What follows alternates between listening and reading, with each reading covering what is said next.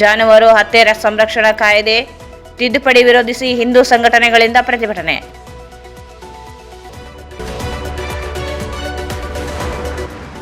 ಕೇಂದ್ರ ವಿತ್ತ ಸಚಿವ ನಿರ್ಮಲಾ ಸೀತಾರಾಮನ್ ವಿರುದ್ಧ ಅವಹೇಳನಕಾರಿ ಸಿಎಂ ಹೇಳಿಕೆ ಖಂಡಿಸಿ ಬಿಜೆಪಿ ಮಹಿಳಾ ಮೋರ್ಚಾ ಪ್ರತಿಭಟನೆ.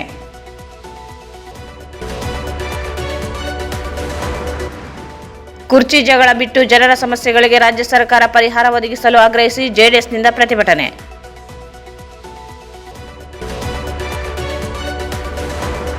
ಕೃಷಿ ಇಂಜಿನಿಯರಿಂಗ್ ಮಹಾವಿದ್ಯಾಲಯದಲ್ಲಿ ಅಂತರ್ಜಲ ಕುರಿತು ಕಾರ್ಯಾಗಾರ. ಅಂತರ್ಜಲ ಮುಂದಿನ ಪೀಳಿಗೆಗೆ ಉಳಿಸಲು ಎಚ್ಚರ ಅಗತ್ಯ. ಡಾಕ್ಟರ್ ಹನುಮಂತಪ್ಪ.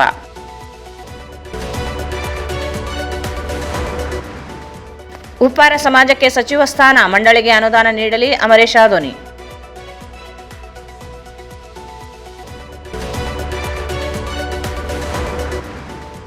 ಮಾಹಿತಿ ಹಕ್ಕು ಅಧಿನಿಯಮದ ಅಡಿ ಮೇಲ್ಮನವಿ ಸಲ್ಲಿಸಿದವರಿಗೆ 10 ವರ್ಷದ ನಂತರ ವಿಚಾರಣೆ. ಅಳ್ಳಪ್ಪ ಅಮರಾಪುರ್ ಆರೋಪ.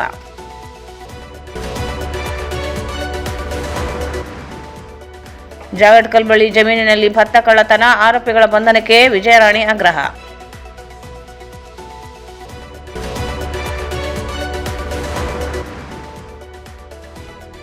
ಮಟ್ಟೂರು ತಾಂಡಾದಲ್ಲಿ ಪೊಲೀಸರಿಂದ ಆರೋಪಿಗಳ ರಕ್ಷಣೆ, ಜಾಧವ ಆರೋಪ.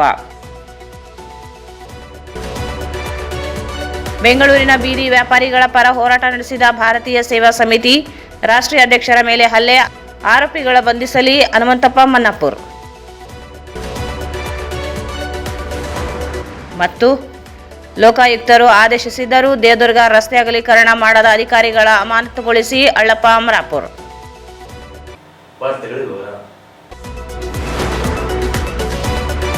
ಕರ್ನಾಟಕ ಜಾನುವಾರು ಹತ್ಯೆ ಪ್ರತಿಬಂಧಕ ಹಾಗೂ ಸಂರಕ್ಷಣಾ ಕಾಯ್ದೆ 2020 ಸಂವಿಧಾನದ ಆಶಯಕ್ಕೆ ಹಿಂದೂ ಸಮಾಜದ ಹಿತಾಸಕ್ತಿಗೆ ವಿರೋಧಿಯಾಗಿದೆ. ವಿಧಾನಸಭೆಯಲ್ಲಿ ಮಂಡಿಸದಂತೆ ಆಗ್ರಹಿಸಿ ವಿಶ್ವ ಹಿಂದೂ ಪರಿಷತ್ ಬಜರಂಗ ದಳ ವತಿಯಿಂದ ನಗರದ ಅಂಬೇಡ್ಕರ್ ವೃತ್ತದಲ್ಲಿ ಪ್ರತಿಭಟನೆ ನಡೆಸಲಾಯಿತು. ಕರ್ನಾಟಕ ಜಾನುವಾರು ಹತ್ಯೆ ಪ್ರತಿಬಂಧಕ ಹಾಗೂ ಸಂರಕ್ಷಣಾ ಕಾಯ್ದೆ 2020 ಸೆಕ್ಷನ್ 8(4)ಕ್ಕೆ ತಿದ್ದುಪಡಿಯನ್ನು ಮಾಡಿ ನಿರ್ಣಯ ಕೈಗೊಂಡಿದ್ದನ್ನು ಖಂಡಿಸಿದರು. ತಿದ್ದುಪಡಿ ಮಾಡುವುದನ್ನು ಕೈಬಿಡಬೇಕು, ತಿದ್ದುಪಡಿ ವಿಧಾನಸಭೆಯಲ್ಲಿ ಮಂಡಿಸಬಾರದು ಎಂದು ಆಗ್ರಹಿಸಿದರು. ರಾಜ್ಯದಲ್ಲಿ ಗೋವುಗಳು ವಾಹನಗಳಲ್ಲಿ ಹೆಚ್ಚಿನ ಸಂಖ್ಯೆಯಲ್ಲಿ ಕ್ರೂರವಾಗಿ ಸಾಗಾಣಿಕೆ ಮಾಡುತ್ತಿದ್ದು, ಹಣ ಆಸೆಗೆ ಸಾಗಣೆ ಮಾಡುತ್ತಿರುವುದನ್ನು ಅತ್ಯಂತ ಹೀನಾಯವಾಗಿದೆ. ಕಾಯ್ದೆಯನ್ನು ಪರಿಣಾಮಕಾರಿಯಾಗಿ ಜಾರಿ ಮಾಡದೆ ತಿದ್ದುಪಡಿ ಇದಕ್ಕೆ ವಿರುದ್ಧವಾಗಿ ಕಟುಕರಿಗೆ ಹಾಗೂ ಅಕ್ರಮ ಗೋವುಗಳರಿಗೆ ಸುಲಭವಾಗಿ ಸಾಗಾಟ ಮಾಡಲು ಅನುಕೂಲವಾಗುವಂತೆ ಸರ್ಕಾರ ಮುಂದಾಗಿರುವುದಕ್ಕೆ ಆಕ್ರೋಶ ವ್ಯಕ್ತಪಡಿಸಿದರು. ಕಾಯ್ದೆಯನ್ನು ತಿದ್ದುಪಡಿ ಮಾಡದಂತೆ ಕ್ರಮ ಕೈಗೊಂಡು ರಾಜ್ಯದಲ್ಲಿ ಕಾನೂನು ರೀತಿಯಲ್ಲಿ ಮಾತ್ರ ಜಾನುವಾರುಗಳನ್ನು ಸಾಗಾಟ ಮಾಡುವಂತೆ ಕಾನೂನು ಮಾಡಬೇಕು ಎಂದು ಒತ್ತಾಯಿಸಿದರು. ಈ ಕಾಯ್ದೆ ಕೇವಲ ಜಾನುವಾರು ವಧೆ ನಿಷೇಧಿಸುವ ಉದ್ದೇಶ ಮಾತ್ರವಲ್ಲದೆ ಸಂರಕ್ಷಣಾ ಕಾಯ್ದೆಯೂ ಆಗಬೇಕು. ಸಾಗಾಟದ ಸಮಯದಲ್ಲಿ ಜಾನುವಾರುಗಳಿಗೆ ವಾಹನದ ಮಾಲೀಕರು ಕ್ರೂರವಾಗಿ ಸಾಗಾಟ ನಿಲ್ಲಿಸಬೇಕೆಂದು ಆಗ್ರಹಿಸಿದರು. ಗೋ ಹತ್ಯೆಗೆ ಪ್ರೋತ್ಸಾಹ ನೀಡದೆ ಗೋ ಸಂರಕ್ಷಣೆಗೆ ಕಾಯ್ದೆಯನ್ನು ಜಾರಿಗೊಳಿಸಿ ಸರ್ಕಾರ ಗೋವುಗಳನ್ನು ರಕ್ಷಣೆ ಮಾಡಬೇಕೆಂದು ಒತ್ತಾಯಿಸಿದರು.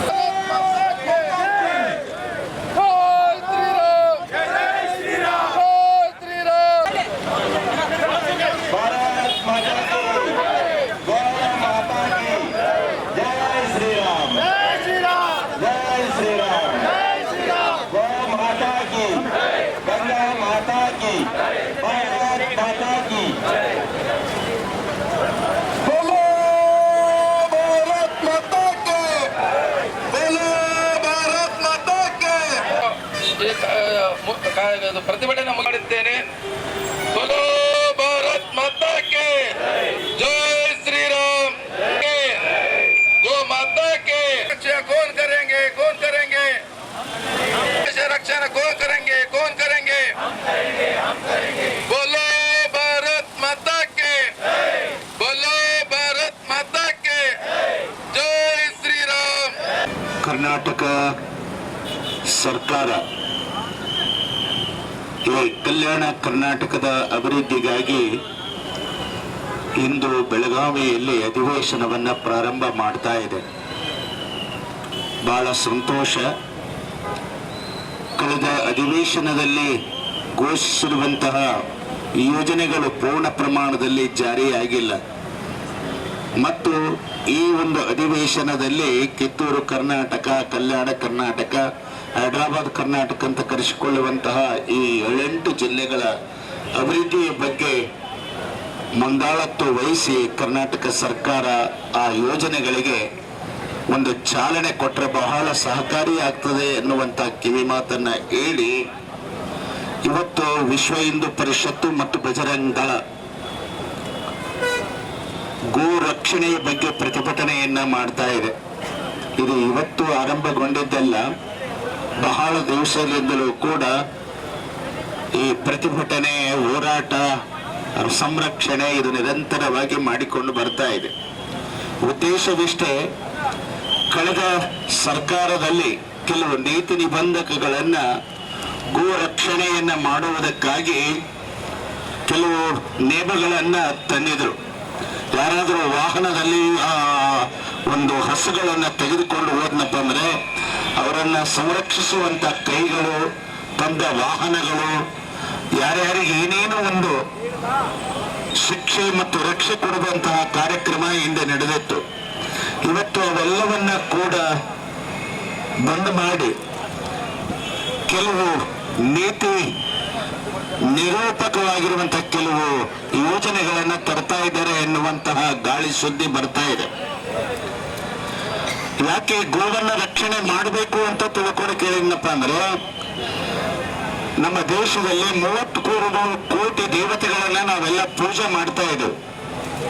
ಆ ದೇವರನ್ನ ಪೂಜೆ ಮಾಡಬೇಕಾದ್ರೆ ಆ 33 ಕೋಟಿ ದೇವತೆಗಳು ಎಲ್ಲಿ ಆವಾಸ ಸ್ಥಾನ ಇದೆ ಅಂತ ತಿಳ್ಕೊಂಡು ಕೇಳಿದ್ರೆ ಗೋ ಹೃದಯದಲ್ಲಿ ಅವೆಲ್ಲವೂ ಕೂಡ, ದೇವರುಗಳೆಲ್ಲವೂ ಕೂಡ ವಾಸ ಮಾಡಿದ್ದಾರೆ ಎನ್ನುವಂತ ಮಾತನ್ನ ಇತಿಹಾಸ ಪುಟಗಳಲ್ಲಿ ನಾವೆಲ್ಲ ಉಲ್ಲೇಖನ ಮಾಡಿಕೊಂಡು ನೋಡಿಕೊಂಡು ಬರ್ತಾ ಇದ್ದೇವೆ.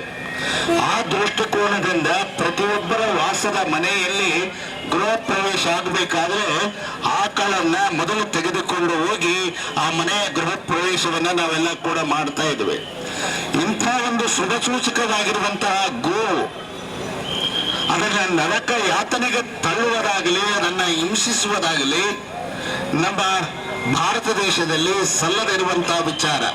ಅದಕ್ಕಾಗಿ ಕರ್ನಾಟಕ ಘನ ಸರ್ಕಾರ ಇದರ ಬಗ್ಗೆ, ಗೋಮಾತೆಯ ಬಗ್ಗೆ ಹೆಚ್ಚು ಕಾಳಜಿಯನ್ನು ವಹಿಸಿ ಅದಕ್ಕೆ ಮಾರಣಾಂತಿಕವಾಗಿ ಹಲ್ಲೆಯಾಗುವಂಥದ್ದನ್ನಾಗಲಿ, ಕಸಾಯಿಖಾನೆಗಾಗಿ ಸಾಗಿಸುವಂಥದ್ದಾಗಲಿ, ಅದಕ್ಕೆ ಯಾವುದೇ ತೊಂದರೆ ತಾಪತ್ರಯಗಳು ಬರಲಾರದೆ ಇರುವ ಹಾಗೆ ನಮ್ಮ ಕರ್ನಾಟಕ ಘನ ಸರ್ಕಾರ ಈ ಕಾರ್ಯಕ್ಕೆ ಚಾಲನೆ ತಂದಪ್ಪ ಅಂದ್ರೆ, ಯಾರ್ಯಾರು ಹಿಂದೂ ಪರ ಹೋರಾಟವನ್ನ ಮಾಡ್ತಾ ಇದ್ದಾರೆ ಅವರೆಲ್ಲರಿಗೂ ಕೂಡ ಆ ತಾಯಿಯ ಒಂದು ಹಂಡೆ ಹಾಲು ಕುಡಿದಷ್ಟು ಸಂತೋಷ ಇವೆಲ್ಲ ಸಮುದಾಯಕ್ಕೆ ಆಗ್ತಾ ಇದೆ ಎನ್ನುವಂತ ಭಾಸವನ್ನ ಈ ಸಂದರ್ಭದಲ್ಲಿ ವ್ಯಕ್ತಪಡಿಸಿ, ಅವಾಗ ಕರ್ನಾಟಕದಲ್ಲಿ ಯಾವುದೇ ಸರ್ಕಾರ ಇಲ್ಲಿ ಅದಕ್ಕೆ ನಮ್ಮದು ಏನು ಪ್ರತಿಬಂಧ ವಿರೋಧ ಇಲ್ಲ.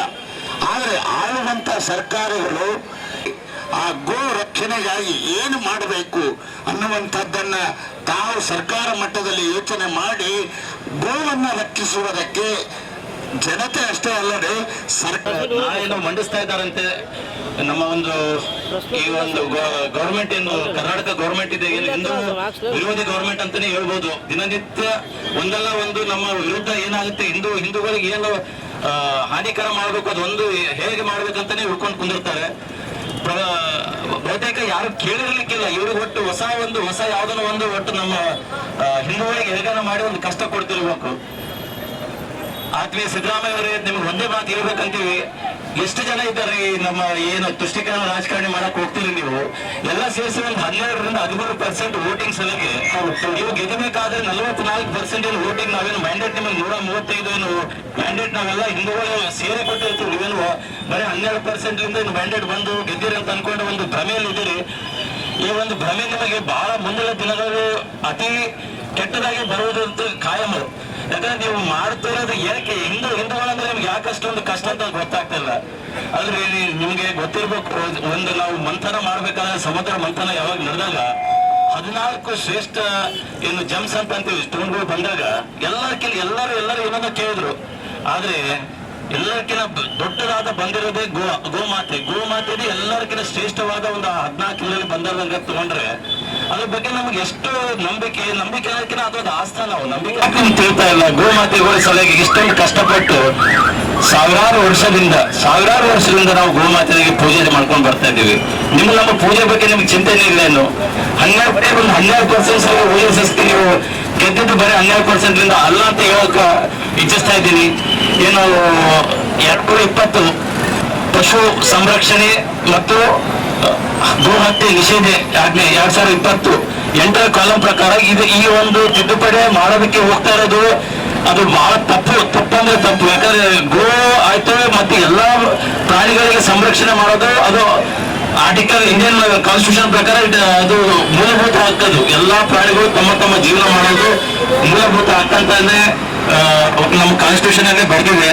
ದಯವಿಟ್ಟು ನೀವೇನು ನಾಳೆ ಮಾಡಬೇಕಂತ ಯೋಚನೆ ಮಾಡ್ತಾ ಇದ್ರಿ, ಅದನ್ನು ಮಾಡಬಾರ್ದಂತ ಹೇಳಿ ನಮ್ಮೆಲ್ಲ ಇವತ್ತೇನು ಬಂದಿರೋ ಎಲ್ಲ ನಾವೇನು ಸಂಘಟನೆ ಅಂತ ಹೇಳ್ಕೊಂಗಿಲ್ಲ. ನಾವು ಸನಾತನಿಗಳು, ಹಿಂದೂಗಳು. ಫಸ್ಟ್ ನಾವು ಹಿಂದೂಗಳು. ಪ್ರತಿಭಟನೆಯಲ್ಲಿ ಕಿಲ್ಲೆ ಬೃಹನ್ಮಠದ ಶ್ರೀ ಶಾಂತಮಲ್ಲ ಶಿವಾಚಾರ್ಯ ಮಹಾಸ್ವಾಮಿಗಳು, ವಿಶ್ವ ಹಿಂದೂ ಪರಿಷತ್ನ ಅಧ್ಯಕ್ಷ ಡಿ ರವಿಕೃಷ್ಣ, ಕಾರ್ಯದರ್ಶಿ ರವಿಕುಮಾರ್, ಮುಖಂಡ ನಾಗರಾಜ್ ಬಾಲ್ಕಿ, ಹಿಂದೂ ಜಾಗರಣ ವೇದಿಕೆಯ ಮುಖಂಡ ನಿರಂಜನ್ ಮೂರ್ತಿ, ಹರೀಶ್, ಶ್ರೀನಿವಾಸ್ ಯಾದವ್, ಬಜರಂಗ ದಳದ ಸಂಯೋಜಕ ಬಸವರಾಜ್ ಸಾಲಗುಂದ, ಶರಣಬಸವ, ಬಾಳಪ್ಪ ಪಾಟೀಲ್, ಪ್ರಶಾಂತ್, ಶಿವಕುಮಾರ್, ಬಂಗಿಮುನಿರೆಡ್ಡಿ ಸೇರಿದಂತೆ ಅನೇಕರು ಭಾಗವಹಿಸಿದರು. ಮುಖ್ಯಮಂತ್ರಿ ಸಿದ್ದರಾಮಯ್ಯನವರು ಕೇಂದ್ರ ವಿತ್ತ ಸಚಿವ ನಿರ್ಮಲಾ ಸೀತಾರಾಮನ್ ಕುರಿತು ನೀಡಿರುವ ಅವಹೇಳನ ಹೇಳಿಕೆ ಖಂಡಿಸಿ ಬಿಜೆಪಿ ಮಹಿಳಾ ಮೋರ್ಚಾ ವತಿಯಿಂದ ನಗರದ ಮಹಾನಗರ ಪಾಲಿಕೆ ಕಚೇರಿ ಎದುರು ಪ್ರತಿಭಟನೆ ನಡೆಸಲಾಯಿತು. ವಿತ್ತ ಸಚಿವೆ ವಿರುದ್ಧ ಮುಖ್ಯಮಂತ್ರಿ ಸಿದ್ದರಾಮಯ್ಯ ಏಕವಚನದಲ್ಲಿ ಮಾತನಾಡಿರುವುದನ್ನು ಖಂಡಿಸಿದರು. ಸುಸಂಸ್ಕೃತ ದೇಶದಲ್ಲಿ ಮಹಿಳೆಯರಿಗೆ ಅವಮಾನ ಮಾಡಿದ ಮುಖ್ಯಮಂತ್ರಿ ಸಿದ್ದರಾಮಯ್ಯ ವಿರುದ್ಧ ಘೋಷಣೆ ಹಾಕಿದರು. ಪುರಾಣ ಕಾಲದಿಂದಲೂ ಮಹಿಳೆಯರನ್ನು ಪೂಜನೀಯ ಸ್ಥಾನದಲ್ಲಿ ಕಾಣುವ ದೇಶದಲ್ಲಿ ಮಹಿಳೆಯರಿಗೆ ಗೌರವ ಮತ್ತು ಘನತೆಗೆ ಧಕ್ಕೆ ಉಂಟಾಗುವಂತಹ ಕೆಲಸ ನಡೆಯುತ್ತಿವೆ ಎಂದು ಆಪಾದಿಸಿದರು. ರಾಜ್ಯದ ಮುಖ್ಯಮಂತ್ರಿಯಾಗಿ ಮಹಿಳೆಯರ ಬಗ್ಗೆ ಏಕವಚನದಲ್ಲಿ ಮಾತನಾಡಿರುವುದು, ಅದರಲ್ಲಿ ಕೇಂದ್ರ ವಿತ್ತ ಸಚಿವೆ ವಿರುದ್ಧ ಮಾತನಾಡಿ ಘನತೆಗೆ ಧಕ್ಕೆ ಉಂಟು ಮಾಡಿದ್ದಾರೆ ಎಂದು ದೂರಿದರು. ಮಹಿಳೆಯರ ಮೇಲೆ ಮುಖ್ಯಮಂತ್ರಿ ಸಿದ್ದರಾಮಯ್ಯ ಅವರಿಗೆ ಗೌರವವಿದ್ದರೆ ಕೂಡಲೇ ಕ್ಷಮೆಯಾಚಿಸಬೇಕೆಂದು ಆಗ್ರಹಿಸಿದರು. ಇಲ್ಲದೇ ಇದ್ದಲ್ಲಿ ರಾಜ್ಯದಾದ್ಯಂತ ಹೋರಾಟ ನಡೆಸಲಾಗುತ್ತದೆ ಎಂದು ಎಚ್ಚರಿಸಿದರು.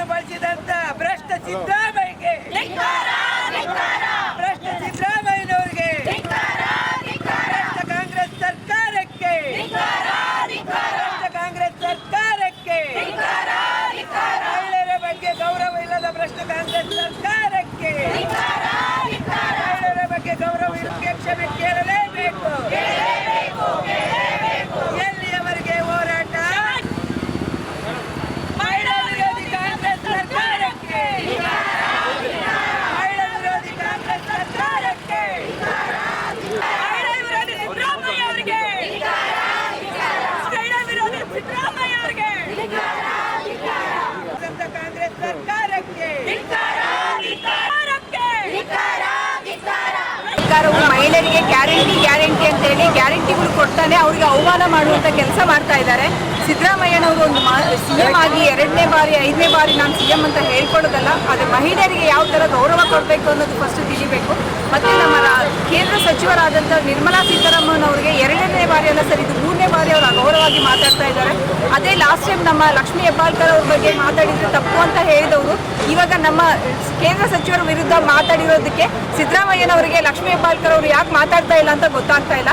ಅದೇ ರೀತಿ ಮಹಿಳೆಯರಿಗೆ ಫ್ರೀ ಕೊಟ್ಟಿದ್ದೇವೆ ಅಂತೇಳಿ ಹೆಣ್ಮಕ್ಳಿಗೆ ಅಗೌರವದಿಂದ ನಡ್ಕೊಂಡ್ರೆ ನಾವ್ಯಾರು ಅದನ್ನ ಒಪ್ಕೊಳ್ಳೋಕೆ ರೆಡಿ ಇಲ್ಲ ಸರ್. ಅದನ್ನ ಅಗೌರವವಾಗಿ ಇಡೀ ರಾಜ್ಯಾದ್ಯಂತ ನಮ್ಮ ಮಹಿಳಾ ಮೋರ್ಚಾ ಕಡೆಯಿಂದ ಪ್ರತಿಭಟನೆಯನ್ನು ಹಮ್ಮಿಕೊಂಡಿದ್ದೇವೆ. ಎಲ್ಲ ಜಿಲ್ಲೆಯಲ್ಲಿ ಪ್ರತಿಭಟನೆ ನಡೀತಾ ಇದೆ.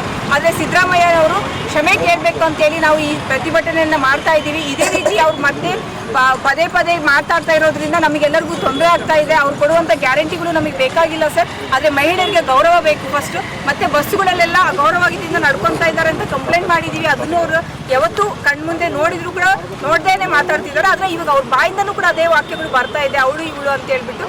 ಇದನ್ನ ನಾವು ತೀವ್ರವಾಗಿ ಖಂಡಿಸ್ತಾ ಇದ್ದೀವಿ. ಇದು ರಾಜ್ಯಾದ್ಯಂತನೂ ನಡೀತಾ ಇದೆ ಪ್ರತಿಭಟನೆ. ಮುಂದೆ ಕೂಡ ಹೀಗೆ ಆದರೆ ಮುಂದುವರಿಸಲಿಕ್ಕೆ ಎಲ್ಲ ಸಿದ್ದರಾಮಯ್ಯನವರು ಒಂದು ಅವಳು ಇವಳು ಅನ್ನೋ ಒಂದು ಪದವನ್ನು ಬಳಸಿ ನಾ ಹಳ್ಳಿಯಿಂದ ಬಂದವರಂತೆ ಅಂತಾರೆ. ಹಳ್ಳಿಯಿಂದ ಬಂದವರ ಜ್ಞಾನ ಇರಂಗಿಲ್ಲ. ಅದು ಈ ರೀತಿ ಹೆಣ್ಮಕ್ಕಳ ಅವಹೇಳನಕಾರಿಯಾಗಿ ಮಾತಾಡಿದದಕ್ಕೆ ಇವತ್ತು ನಮ್ಮ ಭಾರತೀಯ ಜನತಾ ಪಕ್ಷದ ಮಹಿಳಾ ಮೋರ್ಚಾ ಇಡೀ ರಾಜ್ಯಾದ್ಯಂತ ಉಗ್ರ ಹೋರಾಟವನ್ನು ಮಾಡ್ತಾ ಇದ್ದೀವಿ.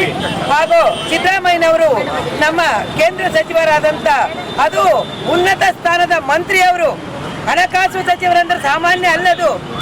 ಹಣಕಾಸು ಸಚಿವರಾದಂಥ ನಿರ್ಮಲಾ ಸೀತಾರಾಮನ್ ಮೇಡಮ್ ಅವ್ರಿಗೆ ಆ ಒಂದು ಪದವನ್ನು ಬಳಸೋದಕ್ಕೋಸ್ಕರ ಇವತ್ತು ನಾವೆಲ್ಲ ಮಹಿಳೆಯರು ಒಕ್ಕೂರಲಿಂದ ನಾವೊಂದು ಈ ಒಂದು ಹೋರಾಟ ಮಾಡ್ತಾ ಇದ್ದೀವಿ. ಹಾಗಾಗಿ ಸಿದ್ದರಾಮಯ್ಯನವರು ತಕ್ಷಣ ನಮ್ಮ ಮೇಡಮ್ನವ್ರಿಗೆ ಕ್ಷಮಾರ್ಪಣೆ ಕೇಳಬೇಕು. ಅದು ಅಂದದ್ದು ತಪ್ಪಾಗೈತೆ ಅಂತ ಅವರು ಕುಂಚಿತವಾಗಿ ಹೇಳಬೇಕು. ಹೀಗಾಗಿ ಸಿದ್ದರಾಮಯ್ಯನವ್ರಿಗೆ ನಾವು ರಾಜ್ಯಾದ್ಯಂತ ಉಗ್ರ ಹೋರಾಟವನ್ನು ಮಾಡಿ ಇದು ಇಲ್ಲಿಗೆ ಬಿಡಲ್ಲ ನಾವು. ಯಾಕಂದ್ರೆ ಸಿದ್ದರಾಮಯ್ಯನವರು ಪದೇ ಪದೇ ಮಹಿಳೆಯರ ಬಗ್ಗೆ ಬಹಳ ಹಗುರವಾಗಿ ಮಾತಾಡ್ತಾರೆ ಅವರು. ಅದೇ ಒಬ್ಬ ಈಗ ಸುಗುಣ ಹೇಳ್ದಂಗ ಹೆಬ್ಬಾಳ್ಕರ್ ಬಗ್ಗೆ ಮಾತಾಡಿದಾಗ ಯಾವ ರೀತಿ ಎಗರಾಡಿದ್ರು ಅವರೆಲ್ಲ, ಅದೇ ರೀತಿ ಇವತ್ತು ನಾವೊಂದು ಸಾಮಾನ್ಯ ಮನುಷ್ಯರಲ್ಲ. ಅವರು ಖಾಲಿ ರಾಜ್ಯ ಸರ್ಕಾರದ ಮಂತ್ರಿಗೆ ಹಂಗಂದಾಗ ನಾವು ಕೇಂದ್ರ ಸರ್ಕಾರದ ಮಂತ್ರಿಗಳವರು ಅಂತ ಸೌಮ್ಯ ಸ್ವಭಾವದ ಆಗುವಂಥ ಇಂಟೆಲಿಜೆಂಟ್ ಇದ್ದಂಥ ಒಬ್ಬ ಸಚಿವೆ ಅವರಿಗೆ ಅವಳು ಇವಳು ಅಂತಾರಂದ್ರೆ ಅವ್ರಿಗೂ ತಮ್ಗೆ ಹೆಣ್ಮಕ್ಳ ಬಗ್ಗೆ ಗೌರವ ಇಲ್ವಾ ಅವ್ರಿಗೆ? ಸಿದ್ದರಾಮಯ್ಯನವರೇ ಇನ್ನು ಮುಂದಾದರೂ ತಾವು ಮಹಿಳೆಯರ ಬಗ್ಗೆ ಗೌರವ ತೋರಿ.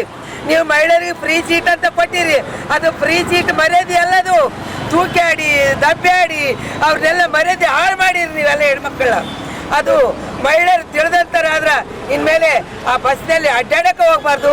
ಅವರಿಗೆಲ್ಲ ಪಾಠ ಕಲಿಸ್ಬೇಕಂತೇಳಿ ನಮ್ಮ ರಾಜ್ಯದ ಮಹಿಳೆಯರಲ್ಲಿ ಕೇಳಿಕೊಂಡು ಮತ್ತೊಂದು ಸಾರಿ ಸಿದ್ದರಾಮಯ್ಯನವರು ನಮ್ಮ ನಿರ್ಮಲಾ ಸೀತಾರಾಮನ್ ಮೇಡಮ್ ಅವ್ರಿಗೆ ತಪ್ಪನ್ನು ಒಪ್ಪಿಕೊಂಡು ಕ್ಷಮೆ ಕೇಳಬೇಕಂತ ಕೇಳ್ಕೊಂಡು ನಿರ್ಮಲಾ ಸೀತಾರಾಮನ್ ಅವರ ಹಣಕಾಸಿನ ಮಂತ್ರಿ ಇದ್ದನು ಈ ಸಿದ್ದರಾಮಯ್ಯ ಅವರು ಏನು ತಿಳಿದು ಹೆಂಗ ಮಾಡ್ತಾ ಇದ್ದಾರೆ. ಅವರು ಈ ಹೆಣ್ಣು ಮಕ್ಕಳು ಅವ್ರನ್ನ ಗೆದ್ದು ಬಂದಿದ್ದಾರೆ ಅಂದರೆ ಅವ್ರಿಗೆ ಹೆಣ್ಣು ಮಕ್ಕಳ ಬಗ್ಗೆ ಅಗೌರವನೂ ಇದೆ.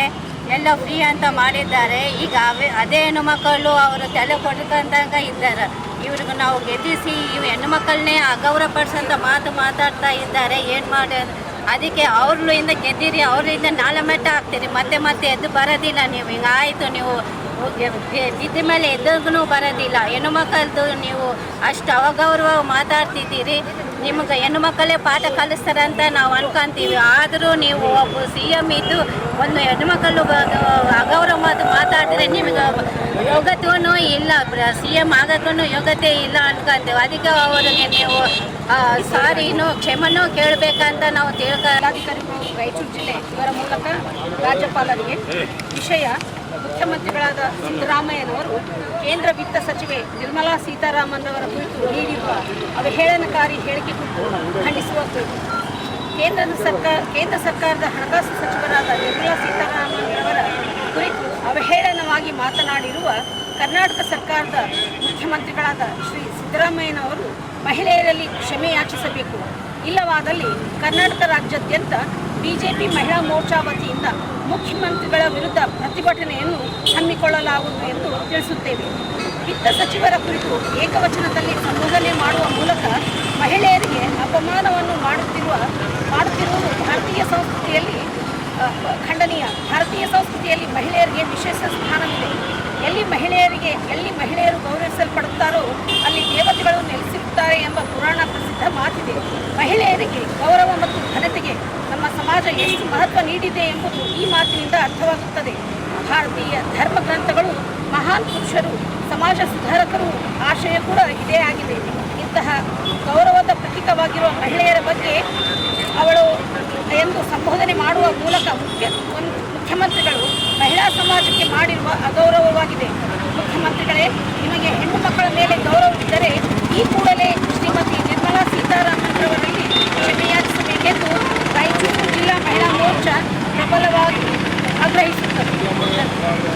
ಈ ಸಂದರ್ಭದಲ್ಲಿ ಮಹಿಳಾ ಮೋರ್ಚಾ ರಾಜ್ಯ ಕಾರ್ಯದರ್ಶಿ ಸುಗುಣ ಕೆ, ಶರಣಮ್ಮ ಕಾಮರೆಡ್ಡಿ, ಜಿಲ್ಲಾಧ್ಯಕ್ಷೆ Kadagolu Lalitha, Vanishree, Satya, Renuka Pujar, Mallamma, Sridevi, Seetanayak, Ashwini A, Muktangi, Jayashree, Dhanalakshmi, Padmavathi, Umadevi, D Sharanamma, Chandravathi, Savitri, Sujatha K, Jyothi, Parvatamma, Bhagyamma, Niveditha, Anitha Navalkal, E Shashiraj, Vijayakumar, Ramachandra Kadagolu ಸೇರಿದಂತೆ ಅನೇಕರಿದ್ದರು. ಬೆಳಗಾವಿ ಅಧಿವೇಶನದಲ್ಲಿ ರೈತರ ಸಮಸ್ಯೆಗಳನ್ನು ಚರ್ಚಿಸಿ ಸೂಕ್ತ ಪರಿಹಾರ ನೀಡಬೇಕು ಎಂದು ಆಗ್ರಹಿಸಿ ಜೆಡಿಎಸ್ ಗ್ರಾಮಾಂತರ ವತಿಯಿಂದ ನಗರದ ಅಂಬೇಡ್ಕರ್ ವೃತ್ತದಲ್ಲಿ ಪ್ರತಿಭಟನೆ ನಡೆಸಲಾಯಿತು. ರಾಜ್ಯ ಸರ್ಕಾರ ರೈತರ ಸಮಸ್ಯೆಗಳಿಗೆ ಸ್ಪಂದಿಸದೆ ಕುರ್ಚಿಗಾಗಿ ಕಾದಾಟ ನಡೆಸುತ್ತಿರುವುದನ್ನು ಖಂಡಿಸಿದರು. ರೈತರು ಬೆಳೆದ ಎಲ್ಲ ಬೆಳೆಗಳಿಗೆ ಬೆಂಬಲ ಬೆಲೆ ನಿಗದಿಪಡಿಸಿ ಖರೀದಿ ಕೇಂದ್ರ ಆರಂಭಿಸಲು ಆಗ್ರಹಿಸಿದರು. ಬೇಸಿಗೆ ಬೆಳೆಗಳಿಗೆ ನೀರು ಒದಗಿಸಬೇಕು, ಇಲ್ಲದಿದ್ದರೆ ಪರಿಹಾರ ನೀಡಬೇಕೆಂದು ಒತ್ತಾಯಿಸಿದರು.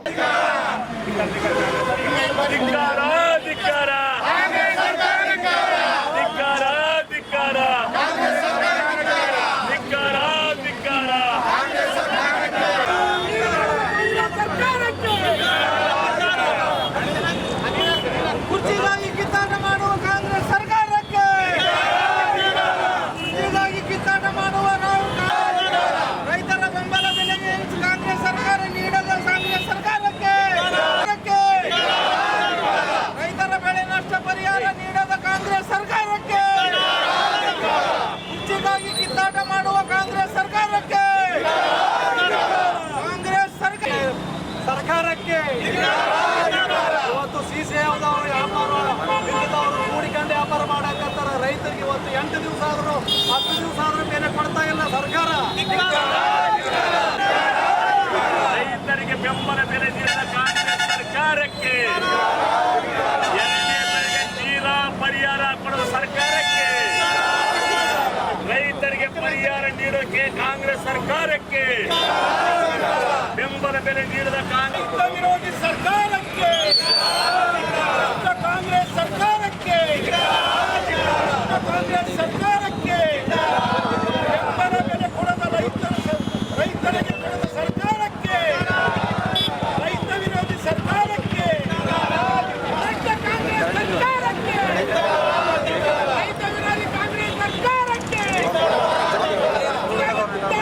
ಕಾಂಗ್ರೆಸ್ ಸರ್ಕಾರಕ್ಕೆ, ರೈತರನ್ನು ಬೀದಿಗೆ ತಳ್ಳಿದ ಕಾಂಗ್ರೆಸ್ ಸರ್ಕಾರಕ್ಕೆ, ನೀರು ಪಡೆದ ಕಾಂಗ್ರೆಸ್. ಜೆಡಿಎಸ್ ಜಿಲ್ಲಾಧ್ಯಕ್ಷ ಎಂ ವಿರೂಪಾಕ್ಷಿ ಮಾತನಾಡಿ, ಬೆಳಗಾವಿಯಲ್ಲಿ ಅಧಿವೇಶನ ನಡೆಸುತ್ತಿದ್ದು ಕೇವಲ ಉತ್ತರ ಕರ್ನಾಟಕ ಸಂಭವಿಸಿದ ವಿಷಯಗಳ ಚರ್ಚೆ ಮಾಡಬೇಕು, ಕಾಲಹರಣ ಮಾಡಬಾರದು. ಈ ಭಾಗದಲ್ಲಿ ಸಾಕಷ್ಟು ರೈತರ ಸಮಸ್ಯೆಗಳಿವೆ, ಅವುಗಳಿಗೆ ಪರಿಹಾರ ಕಂಡುಕೊಳ್ಳಬೇಕು. ರೈತರ ಎಲ್ಲ ಸಮಸ್ಯೆಗಳಿಗೆ ಸೂಕ್ತ ಪರಿಹಾರ ಕಂಡುಕೊಳ್ಳಲು ಈಗಾಗಲೇ ಬೆಳೆದ ಬೆಳೆಗಳಿಗೆ ಬೆಂಬಲ ಬೆಲೆ, ಎರಡನೇ ಬೆಳೆಗೆ ನೀರು, ಎಲ್ಲ ಬೆಳೆಗಳಿಗೆ ಖರೀದಿ ಕೇಂದ್ರ ಆರಂಭಿಸಬೇಕು ಎಂದರು. ಜೆಡಿಎಸ್ನ ಎಲ್ಲ ಶಾಸಕರು ಅಧಿವೇಶನದಲ್ಲಿ ರೈತರ ಸಮಸ್ಯೆಗಳನ್ನು ಧ್ವನಿ ಎತ್ತಬೇಕು ಎಂದು ಸಭೆ ನಡೆಸಿ ಮಾಹಿತಿ ನೀಡಲಾಗಿದೆ. ಅಧಿವೇಶನದಲ್ಲಿ ಒಳಗಡೆ ಎಲ್ಲ ಶಾಸಕರು ಧ್ವನಿ ಎತ್ತಿದರೆ ಹೊರಗಡೆ ಜೆಡಿಎಸ್ನಿಂದ ಪ್ರತಿಭಟನೆ ನಡೆಸುವ ಮೂಲಕ ಸರ್ಕಾರಕ್ಕೆ ಆಗ್ರಹಿಸಲಾಗುತ್ತದೆ ಎಂದರು. ಸರ್ಕಾರ ಉತ್ತರ ಕರ್ನಾಟಕ ಭಾಗದಲ್ಲಿ ಅಧಿವೇಶನ ಕರೆದಿದೆ. ಈ ಅಧಿವೇಶನದಲ್ಲಿ ನಮ್ಮ ಭಾಗದ ಉತ್ತರ ಕರ್ನಾಟಕ ಭಾಗದ ಸಮಸ್ಯೆಗಳಿಗೆ ಪರಿಹಾರ ನೀಡತಕ್ಕಂಥದ್ದಾಗಬೇಕು. ಕೇವಲ ನಾಮಕವಾಸ್ತೆ ನಮ್ಮ ಭಾಗದಲ್ಲಿ ಸಭೆಗಳನ್ನು ಮಾಡಿ ರೈತರಿಗೆ ಮೋಸ ಮಾಡತಕ್ಕಂಥ ಕೆಲಸ ನಿಲ್ಲಿಸಬೇಕು. ಈಗಾಗಲೇ ಏನು ಹತ್ತಿ ಬೆಳೆಗೆ ನಷ್ಟ ಆಗಿರ್ತಕ್ಕಂಥ ರೈತರಿಗೆ ಬೆಂಬಲ ಬೆಲೆ ಕೊಡಬೇಕು, ಎರಡನೇ ಬೆಳೆಗೆ ನೀರನ್ನು ಬಿಡಬೇಕು, ಜೊತೆಯಲ್ಲಿ ರೈತರಿಗೆ ನಷ್ಟ ಪರಿಹಾರನ ಕೊಡಬೇಕಂತಕ್ಕಂಥದ್ದನ್ನು ಈಗಾಗಲೇ JDS ಎಲ್ಲ ಕಡೆಗಳಲ್ಲಿ ನಾವು ಹೋರಾಟ ಮಾಡ್ತಾ ಇದ್ದೀವಿ. ಈ ಕಾರಣಕ್ಕಾಗಿ ಕಾಂಗ್ರೆಸ್ ಸರ್ಕಾರದ ಮುಖ್ಯಮಂತ್ರಿಗಳಂತ ಮಾನ್ಯ ಸಿದ್ದರಾಮಯ್ಯನವರೇ ಮತ್ತು ನೀರಾವರಿ ಮಂತ್ರಿಗಳು ದಯವಿಟ್ಟು ಈ ಭಾಗದ ರೈತರ ಏಳಿಗೆಗಾಗಿ, ರೈತರ ಪರವಾಗಿ ನೀವು ಸದನದಲ್ಲಿ ತೀರ್ಮಾನವನ್ನು ಕೈಗೊಳ್ಳಬೇಕು. ರೈತರಿಗೆ ಬೆಂಬಲ ಬೆಲೆ ಘೋಷಣೆ ಮಾಡಬೇಕಂತಕ್ಕಂಥ ಈ ಪ್ರತಿಭಟನೆ ಮೂಲಕ ನಾವು ಒತ್ತಾಯ ಸಿಂಧನೂರಿನಲ್ಲಿ ನಾವು ಮಾಡಿದೀವಿ, ರಾಯಚೂರಿನಲ್ಲಿ ಜಿಲ್ಲಾಧಿಕಾರಿಗಳ ಜೊತೆ ಮಾತಾಡಿದೀವಿ, ಇಲ್ಲೂ ಹೋರಾಟ ಮಾಡಿದ್ವಿ. ನಿರಂತರವಾಗಿ ಇವತ್ತು ಅಧಿವೇಶನ ಕರೆದಿರೋದ್ರಿಂದ, ಅದು ನಮ್ಮ ಭಾಗದಲ್ಲಿ ಅಧಿವೇಶನ ಕರೆದಿರೋದ್ರಿಂದ ನಾವು ಏನು ಹತ್ತಿ ಖರೀದಿ ಕೇಂದ್ರ ಮಾಡಿದಾರಲ್ಲ ಅದು ನಾಮಕ ವಾಸ್ತೆ, ಅದು ಬೇಕಾಬಿಟ್ಟಿಯಾಗಿ ದಲ್ಲಾಳಿಗಳು ಹತ್ತಿಯನ್ನ ಹಾಕೊಂಡು ತಗೊಂಡು ಆ ಸೀಸೆಗೆ ಮಾರ್ತಕ್ಕಂಥದ್ದು, ರೈತರಿಗೆ ನೇರವಾಗಿ ಹಣವನ್ನು ಕೊಡ್ತಕ್ಕಂಥದ್ದಲ್ಲ. ಈಗಾಗಲೇ ಕೂಡ ಆ ದಲ್ಲಾಳಿಗಳ ಕೈಯಿಂದ ಬಿಡಿಸ್ಬೇಕಂತೇಳಿ ಜಿಲ್ಲಾಧಿಕಾರಿಗಳಿಗೆ ಮನವಿಯನ್ನು ಮಾಡಿದ್ವಿ, ಪತ್ರಿಕಾ ಮೂಲಕ ಒತ್ತಾಯವನ್ನು ಕೂಡ ಮಾಡಿದ್ವಿ. ನಮ್ಮ ದೇವದುರ್ಗದ ಶಾಸಕಿ ಕರಿಯಮ್ಮ ನಾಯಕ್ ಕೂಡ ಈ ಒಂದು ರೈತರ ಬಗ್ಗೆ ಧ್ವನಿಯನ್ನು ಎತ್ತುತ್ತಾ ಇದ್ದಾರೆ. ಈಗಾಗಲೇ ಕುಮಾರಸ್ವಾಮಿ, ನಿಖಿಲ ಕುಮಾರಸ್ವಾಮಿ ಅವರಿಂದ ನಮ್ಮ ಎಲ್ಲ ಶಾಸಕರಿಗೆ ರೈತರ ಪರವಾಗಿ ಧ್ವನಿಯನ್ನ ಎತ್ತಲಿಕ್ಕೆ ಈಗಾಗಲೇ ಸಭೆಗಳನ್ನ ಮಾಡಿ ಅವರಿಗೆ ಡೈರೆಕ್ಷನ್ ಅನ್ನು ಕೊಟ್ಟಿದೆ. ಹೀಗಾಗಿ ವಿಧಾನ ಸಭೆ ಒಳಗಡೆ ಮತ್ತು ಹೊರಗಡೆ ಧ್ವನಿಯನ್ನ ನಾವು ಮಾಡ್ತಾ ಇದ್ದೀವಿ. ಸರ್ಕಾರ ಒಳ್ಳೆ ಬೆಂಬಲ ಬೆಲೆಯನ್ನು ಕೊಡಬೇಕಂತಕ್ಕಂಥ ಒತ್ತಾಯವನ್ನು ತಮ್ಮ ಮೂಲಕ ನಾವು ಮಾಡ್ತಾ ಇದ್ದೀವಿ. ಈ ವೇಳೆ ಜೆಡಿಎಸ್ ಎಸ್ಟಿ ಮೋರ್ಚಾ ರಾಜ್ಯ ಉಪಾಧ್ಯಕ್ಷ ಸಣ್ಣ ನರಸಿಂಹನಾಯಕ್ ಮಾತನಾಡಿ, ರಾಜ್ಯದಲ್ಲಿ ರೈತರ ಸಮಸ್ಯೆಗಳಿಗೆ ಕಾಂಗ್ರೆಸ್ ಸರ್ಕಾರ ಸ್ಪಂದಿಸದೆ ಕೇವಲ ಕುರ್ಚಿ ಕಚ್ಚಾಟದಲ್ಲಿ ತೊಡಗಿದೆ. ರೈತರು ಬೆಳೆಗಳಿಗೆ ಸೂಕ್ತ ಬೆಂಬಲ ಬೆಲೆ ಇಲ್ಲ. ಹತ್ತಿ ಮಾರಾಟಕ್ಕೆ ಖರೀದಿ ಕೇಂದ್ರ ಆರಂಭಿಸಿದರೂ ಸಮರ್ಪಕವಾಗಿ ಖರೀದಿ ನಡೆಯುತ್ತಿಲ್ಲ. ರೈತ ಬೆಳೆದ ಹತ್ತಿ ಮಾರಾಟಕ್ಕೆ ವಾರಗಟ್ಟಲೆ ಕಾಯುವ ಸ್ಥಿತಿ ನಿರ್ಮಾಣವಾಗಿದೆ. ಬೆಳೆ ನಷ್ಟ ಅನುಭವಿಸಿದ ರೈತರಿಗೆ ಪರಿಹಾರ ಘೋಷಣೆ ಮಾಡಿದೆ. ಇದುವರೆಗೂ ಯಾವೊಬ್ಬ ರೈತನ ಖಾತೆಗೆ ಹಣ ಜಮಾ ಮಾಡಿಲ್ಲ ಎಂದು ದೂರಿದರು. ಸರ್ಕಾರ ಎರಡನೇ ಬೆಳೆಗೆ ನೀರು ಹರಿಸಬೇಕು. ಬೆಳೆ ನಷ್ಟ ಉಂಟಾದ ರೈತರಿಗೆ ಪ್ರತಿ ಎಕರೆಗೆ 25,000 ಪರಿಹಾರ ಒದಗಿಸಿಕೊಡಬೇಕು. ಅಧಿವೇಶನದಲ್ಲಿ ಉತ್ತರ ಕರ್ನಾಟಕ ಸಮಸ್ಯೆಗಳಿಗೆ ಸ್ಪಂದಿಸಿ ಪರಿಹಾರ ಕಲ್ಪಿಸಬೇಕೆಂದು ತಿಳಿಸಿದರು. ಕ್ಷೇತ್ರದಿಂದ ಇವತ್ತು ನಾವೆಲ್ಲ ರೈತರು ಪ್ರತಿಭಟನೆಯನ್ನು ನಮ್ಮ JDS ಪಕ್ಷದಿಂದ ಹಮ್ಮಿಕೊಂಡಿದ್ದೇವೆ. ಯಾಕೆಂದರೆ ಇಂದಿನ ನಾವು ಪ್ರೆಸ್ ಮೀಟ್ ಮಾಡಿದಾಗ ಇವತ್ತು ರೈತರಿಗೆ ಇವತ್ತು 1 ಹೆಕ್ಟೇರ್ಗೆ 25,000 ಕೊಡ್ತೀವಂತ ಸರ್ಕಾರ ಸರ್ವೆ ಮಾಡಿಸಿ ಘೋಷಣೆ ಮಾಡಿದೆ. ಇವತ್ತಿನವರೆಗೆ 1 ರೂಪಾಯಿನೂ ಇವತ್ತು ರೈತರಿಗೆ ಮುಟ್ಟಿಲ್ಲ. ಅದೇ ರೀತಿ ಇವತ್ತು CCI ಅವ್ರದಾರನ್ನ ಹೆಸರಿಗಿಟ್ಟಾರಷ್ಟೇ. ಇವತ್ತು ನೋಡು, ನಮ್ಮದೇ ಒಂದು 500 ಕ್ವಿಂಟಲ್ ಹತ್ತಿ ಅದ, 10 ದಿವಸ ಆಯಿತು ನಾನು ರಿಜಿಸ್ಟ್ರೇಷನ್ ಮಾಡಿಸಿ, ಇನ್ನೂ 10 ದಿವಸ ಆದರೂ ಬರೋದಿಲ್ಲ ಅಂದ್ರೆ ಸಾಮಾನ್ಯ ಜನ ಎಲ್ಲಿಂದ ಮಾರಿಕೊಳ್ಳೋಕ್ಕಾಗ್ತದೆ? CCIದಾಗ ನಮ್ಮಂಥವ್ರೇ ಮಾರಿಕೊಳ್ಳೋಕ್ಕಾಗುವಂದ ಮೇಲೆ ಜನರಿಗೆ ಇಷ್ಟು ಮೋಸ ಮಾಡ್ತಕ್ಕಂಥ ಸರ್ಕಾರ ಇದು ಭ್ರಷ್ಟ ಸರ್ಕಾರ ಇದೆ. ಇವ್ರು ಏನಾದಂದ್ರೆ ಇವತ್ತು ಕುರ್ಚಿಗಾಗಿ ಗುದ್ದಾಡ್ತಾರೆ ಹೊರತು ರೈತರ ಬಗ್ಗೆ ಕಾಳಜಿಯಲ್ಲಿ ಸರ್ಕಾರಕ್ಕೆ.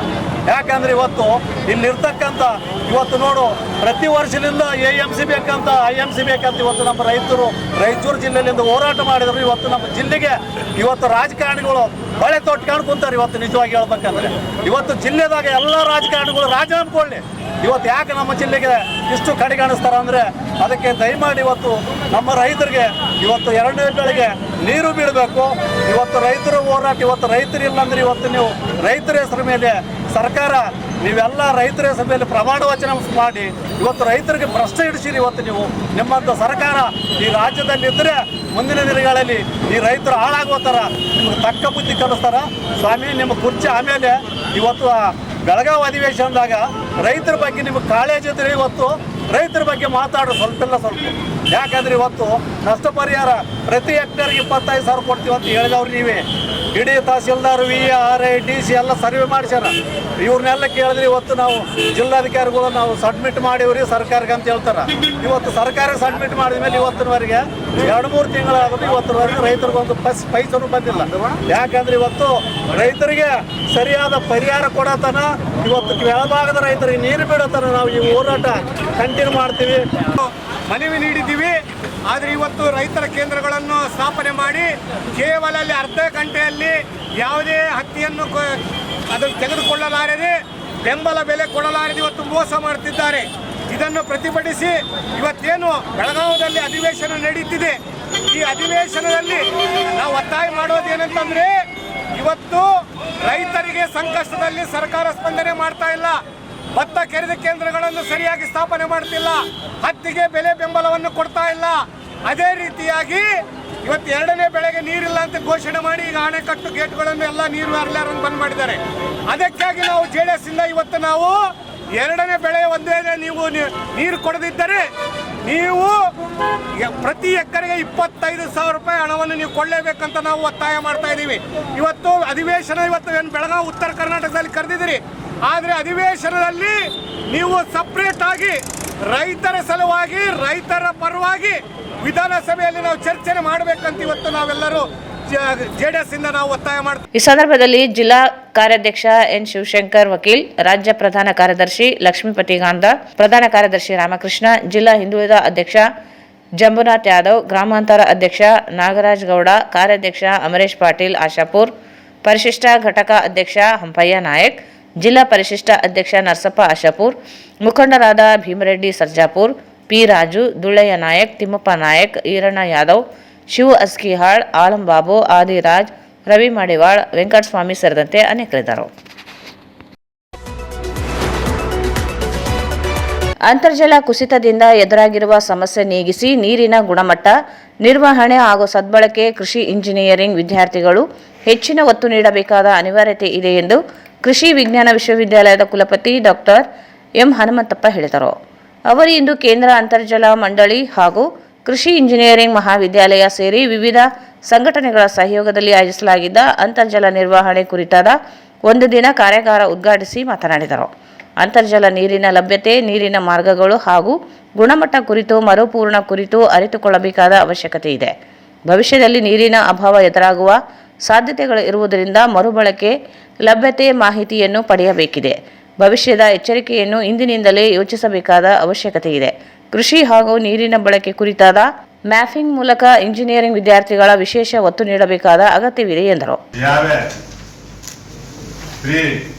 ಮೂರು ಕಡೆ ನೀರಿಂದು, ಒಂದೇ ಕಡೆ ಭೂಮಿ ಇದೆ. Everywhere we have water, but we are unable to make use the water particularly. So water is required by the irrigation, urban as well as rural population. Nearly 85% of the rural population is required by the irrigation water. So nearly 66% of water available we are going to use for the irrigation purpose. For the agriculture, particularly agriculture we need. So production. India is the biggest country. We have a thick population. We need more and more water. When we are childhood, we don't have any underground exploitation of water. During that time, we are only utilized for the surface irrigation, surface water available that we are touched. When we are by 7th or 8th standard, started the borewells for drinking purpose, not for irrigation purpose. So when they started borewells and then lift irrigation, all these things, exploitation of groundwater. So groundwater starts exploiting over exploitation. Certain places already over exploited irrigation, especially polar regions. They are exploited water from underground from 1,000 feet. So certain area we may get the water 80 feet, 100 feet, 300 feet, 1,000 feet. So if like that we are increasing the over exploitation from deeper layer, which has lot of problems with respect to the pollution is concerned. It is unsafe for the drinking water. So as is mentioned, we have to use the water retreatment, and we have to reuse the water, and also we have to infiltrate whatever the rains. So we are not getting the rains frequently. Sometimes we are excess rain, sometimes we are droughts. So this also needs to be, we have to take care of the how we are going to recharge our water, especially during the low rainfall. So this is also, we have a lot of this one with respect to the concern is concerned, the climate change. Climate change is also one of the important, how we have to balance the water requirement as well as the water recharging, all these things. They are planning for this one, and the government is also initiating several schemes under the Jal Shakti, Atal that is Bhojal Yojana. Like that, the government is also initiating several schemes with respect to how we are going to save the water, and it also map the acquire maps, so that if we concern the world, so every year nearly more than 2 lakh hectares we are losing with respect to this one. And also this statistics and all other things is very, very important, particularly with respect to the ecological balance as well as the water requirement. So water requirement, if it goes on, already we are exploiting the underground resource water already 50%. Remaining 50% is there. Out of 100%, we have exploited underground resources. If it goes on exploitation, next another 40 to 50 years, what is the fate? That's why we are thinking in that line. We have to take care with respect, especially. ಮುಖ್ಯ ಅತಿಥಿಯಾಗಿ ಮಾತನಾಡಿದ ಕೇಂದ್ರ ಅಂತರ್ಜಲ ಮಂಡಳಿ ಪ್ರಾದೇಶಿಕ ನಿರ್ದೇಶಕ ಕೃಷ್ಣಮೂರ್ತಿ ಮಾತನಾಡಿ, ಅಂತರ್ಜಲದ ಭತ್ಯೆ ಕುರಿತಂತೆ 3 ಹಂತದಲ್ಲಿ ಕೃಷಿ ಇಂಜಿನಿಯರಿಂಗ್ ವಿದ್ಯಾರ್ಥಿಗಳಿಗೆ ಮಾಹಿತಿ ನೀಡಲಾಗುತ್ತಿದೆ. ಕಲ್ಯಾಣ ಕರ್ನಾಟಕ ಜಿಲ್ಲೆ ಹಾಗೂ ತಾಲೂಕುಗಳಲ್ಲಿ ಅಂತರ್ಜಲ ಲಭ್ಯತೆಯ ಕುರಿತಂತೆ ಕೃಷಿ ಇಂಜಿನಿಯರಿಂಗ್ ವಿದ್ಯಾರ್ಥಿಗಳಿಗೆ ಮಾಹಿತಿ ನೀಡಲಾಗುತ್ತದೆ. ಅಂತರ್ಜಲ ಲಭ್ಯತೆಯ ಕುರಿತು ಗುಣಮಟ್ಟ ಮತ್ತು ನಿರ್ವಹಣೆ ಕುರಿತು ಮಾಹಿತಿ ನೀಡಲಾಗುತ್ತಿದ್ದು, ವಿದ್ಯಾರ್ಥಿಗಳು ಸದುಪಯೋಗ ಪಡೆಯಬೇಕೆಂದರು. ನಾವು ಅಗ್ರಿಕಲ್ಚರ್ ಯೂಸ್ ಮಾಡ್ತೀವಿ. 85% ಡ್ರಿಂಕಿಂಗ್ ವಾಟರ್ ಯೂಸ್ ಮಾಡ್ತೀವಿ. ನಾವೇನು ಡ್ರಿಂಕಿಂಗ್ ವಾಟರ್ಗೆ ಮೇನ್ ಹಳ್ಳಿಗಳಲ್ಲಿ 85% ನಾವು ಡ್ರಿಂಕಿಂಗ್ ವಾಟರ್ಗೆ ಗ್ರೌಂಡ್ ವಾಟರ್ ಮೇಲೆ ಡಿಪೆಂಡ್ ಆಗಿದ್ದೀವಿ. ಅದಕ್ಕೋಸ್ಕರ ನಾವು ಥ್ರೂಔಟ್ ಇಂಡಿಯಾ ಅಂದ್ರೆ 25 ಲಕ್ಷ ಸ್ಕ್ವೇರ್ ಕಿಲೋಮೀಟರ್ ಏರಿಯಾನ ನಾವು ಅಕ್ಯುಫರ್ ಮ್ಯಾಪ್ ಮಾಡಿದ್ದೀವಿ. ಅದರಲ್ಲಿ ಕರ್ನಾಟಕ 1,91,000 ಸ್ಕ್ವೇರ್ ಕಿಲೋಮೀಟರ್ ಏನಿದೆಯೋ ಅದರಲ್ಲಿ ನಾವು entire Karnataka other then hilly area 21,000 square kilometre ಏನು ಹಿಲ್ಲಿ ಏರಿಯಾ ಬಿಟ್ಬಿಟ್ಟು ಎಲ್ಲಾ ಡಿಸ್ಟಿಕ್ ಅಲ್ಲಿ district level, taluk level aquifer mapping ಅನ್ನ ನಾವು 2012ರಿಂದ 2023ವರೆಗೂ ಮಾಡಿದ್ದೀವಿ. ಮಾಡಿಬಿಟ್ಟು ಅದನ್ನೆಲ್ಲ ನಮ್ಮ ವೆಬ್ಸೈಟ್ ಅಲ್ಲಿ ಅಪ್ಲೋಡ್ ಮಾಡಿದ್ದೀವಿ. ನೀವು ಹೋಗಿ ನಮ್ಮ ವೆಬ್ಸೈಟ್ ನ ವಿಸಿಟ್ ಮಾಡಿದ್ರೆ www.cpwv.gov.in ನಲ್ಲಿ ಹೋದ್ರೆ ನಿಮಗೆ ಎಲ್ಲಾ state wide, district wide aquifer mapping report ನಿಮಗೆ ಸಿಗುತ್ತೆ. ಅದರಲ್ಲಿ ವಾಟರ್ ಕ್ವಾಲಿಟಿ, ವಾಟರ್ ಕ್ವಾಂಟಿಟಿ, ಆಮೇಲೆ ತಾಲೂಕಲ್ಲಿ ಯಾವ್ಯಾವ ಬ್ಲಾಕ್ಸ್ ಇದೆ, ಡಿಸ್ಟಿಕ್ ಅಲ್ಲಿ ಏನೇನ್ ಬ್ಲಾಕ್ಸ್ ಇದೆ. ಬ್ಲಾಕ್ಸ್ ಅಂದ್ರೆ ನಾವು ಜನರಲ್ ಆಗಿ ಮೊದಲು ಬ್ಲಾಕ್, ಗ್ರೇ ಆ ತರ ಎಲ್ಲ ಮಾಡ್ತಾ ಇದ್ರು. ಬಟ್ ಈಗ ರೀಸೆಂಟ್ ಆಗಿ ನಾವು ಅದಕ್ಕೊಂದು ಸೈಂಟಿಫಿಕ್ ಇದು ಕೊಟ್ಬಿಟ್ಟು safe zone, semi critical, critical and OE ಈ ತರ ಕ್ಯಾಟಗರೈಸ್ ಮಾಡಿದ್ರು ಥ್ರೂಔಟ್ ಇಂಡಿಯಾ. ಆ ಕ್ಯಾಟಗರೈಸ್ ಮಾಡಿರೋದ್ರಲ್ಲಿ ವಾಟ್ ಈಸ್ ಸೇಫ್ ಏನು ಅಂತರ್ಜಲ ಅನ್ನೋದು ನಾವು ಮೇನ್ ಆಗಿ ನಮಗೆ ಮಳೆಗೆ ನಮಗೆ ಇದಕ್ಕೆ ಆಧಾರ. ರೈನ್ಫಾಲ್ ಇಲ್ಲ ಅಂದ್ರೆ ಇದನ್ನ ಯಾವುದನ್ನು ಸಹಿತ ನಾವು ರೀಸೈಕಲ್ ಆಗಲಿ ಅಥವಾ ಆಗಲಿ ರೀಯೂಸ್ ಆಗಲಿ ಮಾಡ್ಲಿಕ್ಕೆ ಆಗೋದಿಲ್ಲ. ನಿಮಗೆ ಗೊತ್ತಿರೋಂಗೆ ರೈನ್ಫಾಲ್ ಅಂದ್ರೆ ಇದು ಒಂದು ತರದ ವಾಟರ್ ಸೈಕಲ್ ಇದ್ದಂಗೆ. ಈ ವಾಟರ್ ಸೈಕಲ್ ಅಂದ್ರೆ ರೈನ್ ಪ್ರಿಸಿಪಿಟೇಷನ್ ಆಗುತ್ತೆ, ಎವಾಪರೇಷನ್ ಆಗುತ್ತೆ, ಮತ್ತೆ ನಾವು ವಿವಿಧ ತರದ ಬಳಕೆಯಿಂದ ಮತ್ತೆ ಇದನ್ನ ಮತ್ತೆ ಇದಕ್ಕೆ ಸೇರುತ್ತೆ. ಹಂಗಾಗಿ ಇದಕ್ಕೆ ನಾವು ಒಂಥರ ಈ ವಾಟರ್ ಸೈಕಲ್ ಅನ್ನೋದು ನಮ್ಗೆಲ್ಲ ಗೊತ್ತಿರಬೇಕು. ನಮ್ಮ ವಿವಿಧ ಇದರಲ್ಲಿ ಸೆಮಿಸ್ಟರ್ಗಳಲ್ಲಿ ಸಹಿತನು ಅಂತರ್ಜಲದ ಬಗ್ಗೆ ನೀವು ಸ್ಟಡಿ ಮಾಡಿರ್ತೀರಾ. ಇದು ಒಂಥರ ನಮಗೆ ಪ್ರಕೃತಿ ದತ್ತ ಒಂದು ಕೊಡುಗೆ ಇದ್ದಂಗೆ. ಅದೇ ತರ ಈ ಏನು ಈಗ ಅಂತರ್ಜಲ ಏನಿದೆ ಒಂದು ಬ್ಯಾಂಕ್ ಬ್ಯಾಲೆನ್ಸ್ ಇದ್ದಂಗೆ. ಯಾಕಂದ್ರೆ ಬ್ಯಾಂಕ್ ಬ್ಯಾಲೆನ್ಸ್ ಅಲ್ಲಿ ನೀವು ಏನು ಹಣ ಏನು ಸಂಗ್ರಹಿಸಿದ ಕೂಡಿರ್ತೀರಲ್ಲ, ಅದೇ ತರ ನಾವು ನಮ್ಮ ಅಂತರ್ಜಲದಲ್ಲಿ ನೀರನ್ನು ಸಂಗ್ರಹಿಸಿದ್ರೆ ಮಾತ್ರ ಮುಂದಿನ ಪೀಳಿಗೆಗಾಗಲಿ ಇದಕ್ಕಾಗಲಿ ನಾವು ಬಳಕೆ ಮಾಡಬಹುದು. ಇಲ್ಲ ಅಂದ್ರೆ ನಾವು ಏನು ಅದನ್ನ ರೀಸೈಕಲ್ ಆಗಲಿ ರೀ ಇನ್ಫಿಲ್ಟ್ರೇಷನ್ ಆಗಲಿ ಇದು ಮಾಡಲಿಲ್ಲ ಅಂದ್ರೆ ನಮಗೆ ಏನಾಗುತ್ತೆ. As all you know, the groundwater is the crucial. So we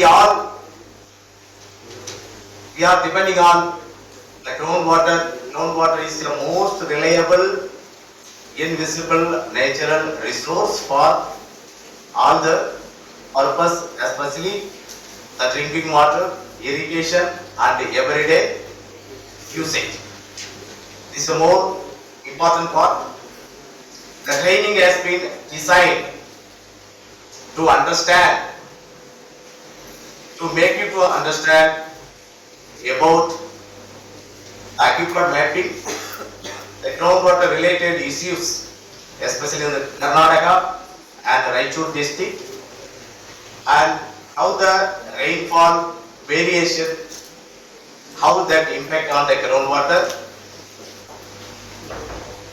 Then there are the scientific methods to explore, to find out this invisible natural resource, that is groundwater, which is available below the earth crust. Then, so we will have that later geophysical methods, that is the method what we are using for the exploration of the groundwater. The program, by flipping this, I would like to welcome all of you for this inaugural session. First and foremost, ಈ ಸಂದರ್ಭದಲ್ಲಿ ಹಿರಿಯ ಭೂವಿಜ್ಞಾನಿ Aruna DE, ಕೃಷಿ engineering ಮಹಾವಿದ್ಯಾಲಯದ dean doctor MS ಅಯ್ಯನ್, ಕೇಂದ್ರ ಅಂತರ್ಜಲ ಮಂಡಳಿ ನಿರ್ದೇಶಕ doctor J ದವಿತ್ Raj ಸೇರಿದಂತೆ ಅನೇಕರು ಇದ್ದರು. ಕೃಷಿ ಇಂಜಿನಿಯರಿಂಗ್ ಮಹಾವಿದ್ಯಾಲಯ ಪ್ರಾಧ್ಯಾಪಕರು, ವಿದ್ಯಾರ್ಥಿಗಳು ಭಾಗವಹಿಸಿದರು.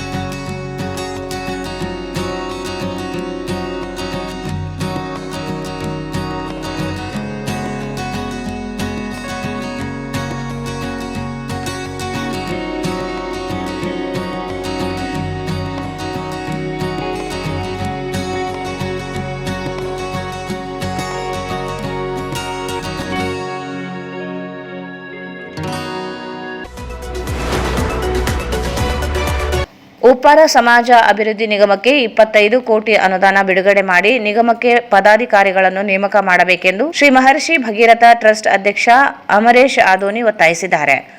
ಅವರು ಇಂದು ಮಾಧ್ಯಮಗೋಷ್ಠಿಯನ್ನು ಉದ್ದೇಶಿಸಿ ಮಾತನಾಡಿ, ಉಪ್ಪಾರ ಸಮಾಜವು ರಾಜಕೀಯ, ಶೈಕ್ಷಣಿಕವಾಗಿ ಹಿಂದುಳಿದಿದೆ. ರಾಜ್ಯದಲ್ಲಿ ಉಪ್ಪಾರ ಸಮಾಜದ ಏಕೈಕ ಶಾಸಕರಾಗಿದ್ದು, ಸಮಾಜದ ಮುಖಂಡರಿಗೆ ಎಂಎಲ್ಸಿ ಸ್ಥಾನವನ್ನು ನೀಡುವ ಮೂಲಕ ರಾಜಕೀಯ ಪ್ರಾತಿನಿಧ್ಯ ಕಲ್ಪಿಸಬೇಕೆಂದರು. ಜಿಲ್ಲಾ ಉಪ್ಪಾರ ಸಮಾಜಕ್ಕೆ ಜಮೀನು ಮಂಜೂರು ಮಾಡಬೇಕು. ಕಾಂಗ್ರೆಸ್ ಪಕ್ಷಕ್ಕಾಗಿ ದುಡಿದ ಉಪ್ಪಾರ ಸಮಾಜದ ಮುಖಂಡರಿಗೆ ನಿಗಮ ಮಂಡಳಿ ನೇಮಕಾತಿಯಲ್ಲಿ ಪ್ರಾತಿನಿಧ್ಯ ನೀಡಬೇಕು. ಅರ್ಹರನ್ನು ವಿಶ್ವವಿದ್ಯಾಲಯ ಮತ್ತು ಆಯಾ ಸೆನೆಟ್ ಕಮಿಟಿಗಳಿಗೆ ನೇಮಕ ಮಾಡಬೇಕೆಂದು ಮನವಿ ಮಾಡಿದರು. ಉಪ್ಪಾರ ಸಮಾಜದ ಕುಲಶಾಸ್ತ್ರ ಅಧ್ಯಯನ ವರದಿ ಬಿಡುಗಡೆ ಮಾಡಬೇಕು. ತುಳಿತಕ್ಕೆ ಒಳಗಾದ ಉಪ್ಪಾರ ಸಮಾಜಕ್ಕೆ ಪ್ರಾತಿನಿಧ್ಯ ನೀಡಿ ನ್ಯಾಯ ಒದಗಿಸಬೇಕೆಂದು ಮುಖ್ಯಮಂತ್ರಿ ಸಿದ್ದರಾಮಯ್ಯ ಅವರಲ್ಲಿ ಮನವಿ ಮಾಡಿದ್ದಾರೆ. ಸನ್ಮಾನ್ಯ ಶ್ರೀ ಸಿದ್ದರಾಮಯ್ಯ ಜನಪ್ರಿಯ ಮುಖ್ಯಮಂತ್ರಿಗಳು, ಕರ್ನಾಟಕ ರಾಜ್ಯ ಸರ್ಕಾರ, ವಿಧಾನಸೌಧ ಬೆಂಗಳೂರು.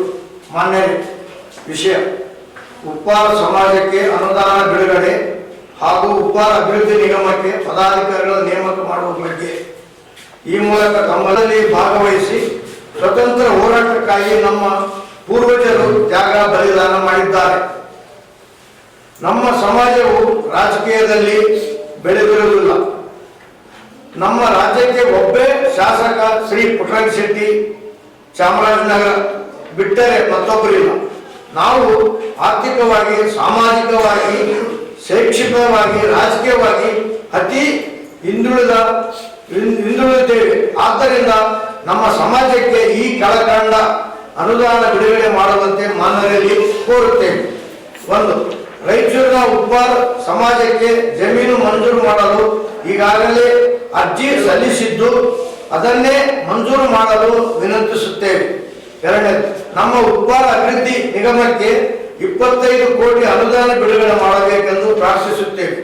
ಉಪ್ಪಾರ ಅಭಿವೃದ್ಧಿ ನಿಗಮಕ್ಕೆ ಪದಾಧಿಕಾರಿಗಳನ್ನು ನೇಮಕ ಮಾಡುವುದು 4ನೇದು, ಕಾಂಗ್ರೆಸ್ ಪಕ್ಷಕ್ಕಾಗಿ ಜೀವನ ಪೂರ್ತಿ ದುಡಿದ ನಿಷ್ಠಾವಂತ ಕಾರ್ಯಕರ್ತರಿಗೆ ತಾಲೂಕಾ ಜಿಲ್ಲಾ ಮಟ್ಟದಲ್ಲಿ ಇರುವ ಸ್ಥಾನಿಕ ಮತ್ತು ಸಂಸ್ಥೆಗಳಲ್ಲಿ ಕಚೇರಿಗಳಲ್ಲಿ ನಾಮನಿರ್ದೇಶನ ಮಾಡುವ ಕುರಿತು.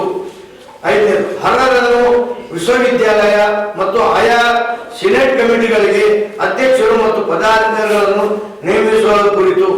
6ನೇದು, ಆಡಳಿತದಲ್ಲಿ ಕೃತ್ಯಕ್ಕೆ ಒಳಗಾದ ನಮ್ಮ ಸಮಾಜ ಅಧಿಕಾರಿಗಳಿಗೆ ಸೂಕ್ತ ಸ್ಥಾನಮಾನ ನೀಡಿ ಅವರಿಗೆ ಗೌರವ ತಕ್ಕಂತೆ ವ್ಯವಸ್ಥೆ ಮಾಡುವುದು. 7, ಉಪ್ಪಾರ ಸಮಾಜದ ಕುಲಶಾಸ್ತ್ರಿ ಅಧ್ಯಯನ ವರದಿಯನ್ನು ಬಿಡುಗಡೆ ಮಾಡಲು ಮನವಿ. ನಮ್ಮ ಹೈದರಾಬಾದ್ ಕರ್ನಾಟಕ ಭಾಗದ ಸೂಕ್ತ ವ್ಯಕ್ತಿಗಳಿಗೆ, ಕಾಂಗ್ರೆಸ್ ಪಕ್ಷದಲ್ಲಿ ಜೀವನ ಪರ್ಯಂತ ದುಡಿದವರಿಗೆ ಮತ್ತು ಪಕ್ಷಕ್ಕಾಗಿ ನಿಷ್ಠಾವಂತರಾದವರಿಗೆ MLC ಸ್ಥಾನ ಕೊಡುವಂತೆ ವಿನಂತಿ. ಯಾಕಂದರೆ ಬಲಾಢ್ಯ ಸಮಾಜದ ವ್ಯಕ್ತಿಯೊಂದಿಗೆ MLA ಸ್ಥಾನಕ್ಕೆ ನಮ್ಮ ಸಮಾಜದ ಬಂಧುಗಳು ಸ್ಪರ್ಧೆಗೆ ಶಕ್ತರಿರುವುದಿಲ್ಲ. ಕಾರಣ, ನಾವು ರಾಜಕೀಯವಾಗಿ ಅತಿ ಹಿಂದುಳಿದ ಶೋಷಿತ ಸಮಾಜವಾಗಿದೆ. ತಮ್ಮ ನೇತೃತ್ವದಲ್ಲಿರುವ ಘನ ಸರ್ಕಾರದಲ್ಲಿ ಕನಿಷ್ಠ 2 MLC ಸ್ಥಾನ ನೀಡಬೇಕೆಂದು ತಮ್ಮಲ್ಲಿ ನಮ್ರ ವಿನಂತಿ. ತಾವುಗಳು ಹಿಂದುಳಿದ ವರ್ಗಗಳ ನಾಯಕರೆಂದು ಹಾಗೂ ರಾಜ್ಯದ ಹಿಂದು ವರ್ಗದವರೆಂದು ಗುರುತಿಸುತ್ತಾರೆ ಮತ್ತು ದೇವರಾಜ್ ಅರಸ್ ನಂತರ ತಾವೇ ಹಿಂದುಳಿದ ವರ್ಗಗಳಿಗೆ ಮುಖಂಡರುಗಳು ಮತ್ತು ಮಾರ್ಗದರ್ಶಕರು ಇದ್ದೀರೆಂದು ನಂಬಿರುತ್ತೇವೆ. ವಂದನೆಗಳೊಂದಿಗೆ ತಮ್ಮ ವಿಶ್ವಾಸಿ ಅಮರೇಶ್ ಅಧೋನಿ. ಈ ಸಂದರ್ಭದಲ್ಲಿ ಉಪ್ಪಾರ ಸಮಾಜದ ಭಗೀರಥ ಟ್ರಸ್ಟ್ ಪ್ರಧಾನ ಕಾರ್ಯದರ್ಶಿ ಎಂ ನಾರಾಯಣ, ಉಪಾಧ್ಯಕ್ಷ ಆದಿರಾಜ್ ಅಧೋನಿ, ಗಟ್ಟು ವೆಂಕಟೇಶ್, ಎಂ ಸುಭಾಷ್ ಚಂದ್ರ ಸೇರಿದಂತೆ ಅನೇಕರಿದ್ದರು.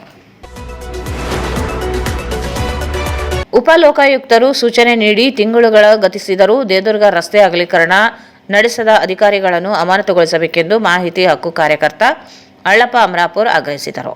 ಅವರು ಇಂದು ಮಾಧ್ಯಮಗೋಷ್ಠಿಯನ್ನು ಉದ್ದೇಶಿಸಿ ಮಾತನಾಡಿ, ದೇದುರ್ಗ ಪುರಸಭೆಯಿಂದ 2010ರಲ್ಲಿ ದೇದುರ್ಗ ಪಟ್ಟಣದ ಅಮರೇಶ್ ಬಲ್ಲಿದವ ಇವರ ಮನೆಯಿಂದ ವಿಧಾನಸೌಧದವರೆಗೆ 25 ಅಡಿ ರಸ್ತೆ ಅಗಲೀಕರಣಕ್ಕೆ ಪುರಸಭೆ ನಿರ್ಣಯಿಸಿತು. ಯಾವುದೇ ರಸ್ತೆ ಅಗಲೀಕರಣ ನಡೆಸದೇ ಇರುವುದರಿಂದ 2014 ಸೆಪ್ಟೆಂಬರ್ 9ರಂದು ಲೋಕಾಯುಕ್ತರಿಗೆ ದೂರು ನೀಡಲಾಗಿತ್ತು. 111 ವರ್ಷಗಳಾದರೂ ಲೋಕಾಯುಕ್ತರು ಯಾವುದೇ ಕ್ರಮ ಕೈಗೊಂಡಿರಲಿಲ್ಲ. 2025 ಆಗಸ್ಟ್ 30ರಂದು ರಾಯಚೂರು ನಗರಕ್ಕೆ ಆಗಮಿಸಿದ ಉಪಲೋಕಾಯುಕ್ತ ವೀರಣ್ಣ ಇವರು ರಾಯಚೂರು ಕೃಷಿ ವಿಶ್ವವಿದ್ಯಾಲಯ ಆವರಣದಲ್ಲಿ ನಡೆದ ಅಹವಾಲು ಸ್ವೀಕಾರ ಸಭೆಯಲ್ಲಿ ಅರ್ಜಿ ವಿಚಾರಣೆ ನಡೆಸಿ 90 ದಿನಗಳಲ್ಲಿ ರಸ್ತೆ ಅಗಲೀಕರಣ ಮಾಡುವಂತೆ ಆದೇಶಿಸಿದ್ದರು. ಸಭೆಗೆ ಹಾಜರಾಗಿದ್ದ ಯೋಜನಾಧಿಕಾರಿ ಈರಣ್ಣ ಬಿರಾದರ್ ಮತ್ತು ಪುರಸಭೆ ಮುಖ್ಯಾಧಿಕಾರಿ ಹಂಪಣ್ಣನವರಿಗೆ ಸೂಚನೆ ನೀಡಿದ್ದರು. ಆದರೂ ಇಂದಿಗೂ ರಸ್ತೆ ಅಗಲೀಕರಣ ಮಾಡಿಲ್ಲ. ಲೋಕಾಯುಕ್ತರ ಆದೇಶಗಳನ್ನೇ ಪಾಲಿಸದೇ ಇರುವ ಅಧಿಕಾರಿಗಳು ಅಗೌರವ ಪ್ರದರ್ಶಿಸಿದ್ದಾರೆ. ರಾಜ್ಯ ಸರ್ಕಾರ ಬೇಜವಾಬ್ದಾರಿ ಅಧಿಕಾರಿಗಳ ವಿರುದ್ಧ ಕಾನೂನು ಕ್ರಮ ಕೈಗೊಂಡು ಅಮಾನತುಗೊಳಿಸಬೇಕೆಂದರು. ಕಾನೂನು ನಿಯಮಗಳನ್ನು ಪಾಲಿಸಬೇಕಾದಂತ ಅಧಿಕಾರಿಗಳು ಕಾನೂನು ನಿಯಮನ ಉಲ್ಲಂಘನೆ ಮಾಡಬೇಕಾದ ಅದೇ ರೀತಿಯಾಗಿ ಗೌರವಾನ್ವಿತ ಉಪಲೋಕಾಯುಕ್ತರು ಆದೇಶ ಮಾಡಿದ್ದನ್ನು ಕೂಡ ಇವತ್ತ TMC ಅಧಿಕಾರಿಗಳು ಉಲ್ಲಂಘನೆ ಮಾಡ್ತಾರೆ ಅಂತ ನಾನು ತಿಳಿಸ್ತಾ ಇದ್ದೇನೆ. ದಿನಾಂಕ 20/11/2010 ಪುರಸಭೆ ಕಾರ್ಯಾಲಯದಲ್ಲಿ ಇಂದಿನ ಅಧ್ಯಕ್ಷರು, ತಹಶೀಲ್ದಾರರು ಮತ್ತು ಚುನಾಯಿತ ಸದಸ್ಯರೆಲ್ಲರೂ ಕೂಡಿ ಒಂದು ನಿರ್ಣಯ ಕೈಗೊಂಡರು. ಅಮರೇಶ್ ಬಿಲ್ಲದ ಮನೆಯಿಂದ ಮಿನಿ ವಿಧಾನಸೌಧದವರೆಗೆ 25 ಫೀಟ್ ರಸ್ತೆ ಅಗಲೀಕರಣ ಮಾಡಬೇಕಂತೇಳಿ ದಿನಾಂಕ 20/11/2010 ನಿರ್ಣಯ ತೆಗೆದುಕೊಂಡ್ರು. ಈ ನಿರ್ಣಯ ತೆಗೆದುಕೊಂಡ ಮೇಲೆ ಈ ರಸ್ತೆ ಅಗಲೀಕರಣ ಮಾಡಿಲ್ಲ. ಅದಕ್ಕಾಗಿ ನಾನು 25/9/2014 ಮಾನ್ಯ ಗೌರವಾನ್ವಿತ ಲೋಕಾಯುಕ್ತರು ಕರ್ನಾಟಕ ಲೋಕಾಯುಕ್ತ ದೂರು ಸಲ್ಲಿಸಿದೆ. ಈ ರಸ್ತೆ ಅಗಲೀಕರಣ ಮಾಡಿಲ್ಲ. ಈ ರಸ್ತೆ ಅಗಲೀಕರಣ ಮಾಡಲಾರದಂತಹ ಅಧಿಕಾರಿಗಳ ಮೇಲೆ ನೀವು ಸೂಕ್ತ ಕಾನೂನು ಕ್ರಮ ಕೈಗೊಳ್ಳಬೇಕಂತೇಳಿ ನಾನು ಒಂದು ದೂರನ್ನು ಸಲ್ಲಿಸಿದೆ. 30/8/2025 ಪ್ರತಿಯೊಬ್ಬರು ನೀವಲ್ಲಿ ಇಲ್ಲಿ ಒಂದು ಕ್ಯಾಂಪಸ್ ಬಂದಾಗ ತಾವೆಲ್ಲರೂ ಇದ್ರಿ.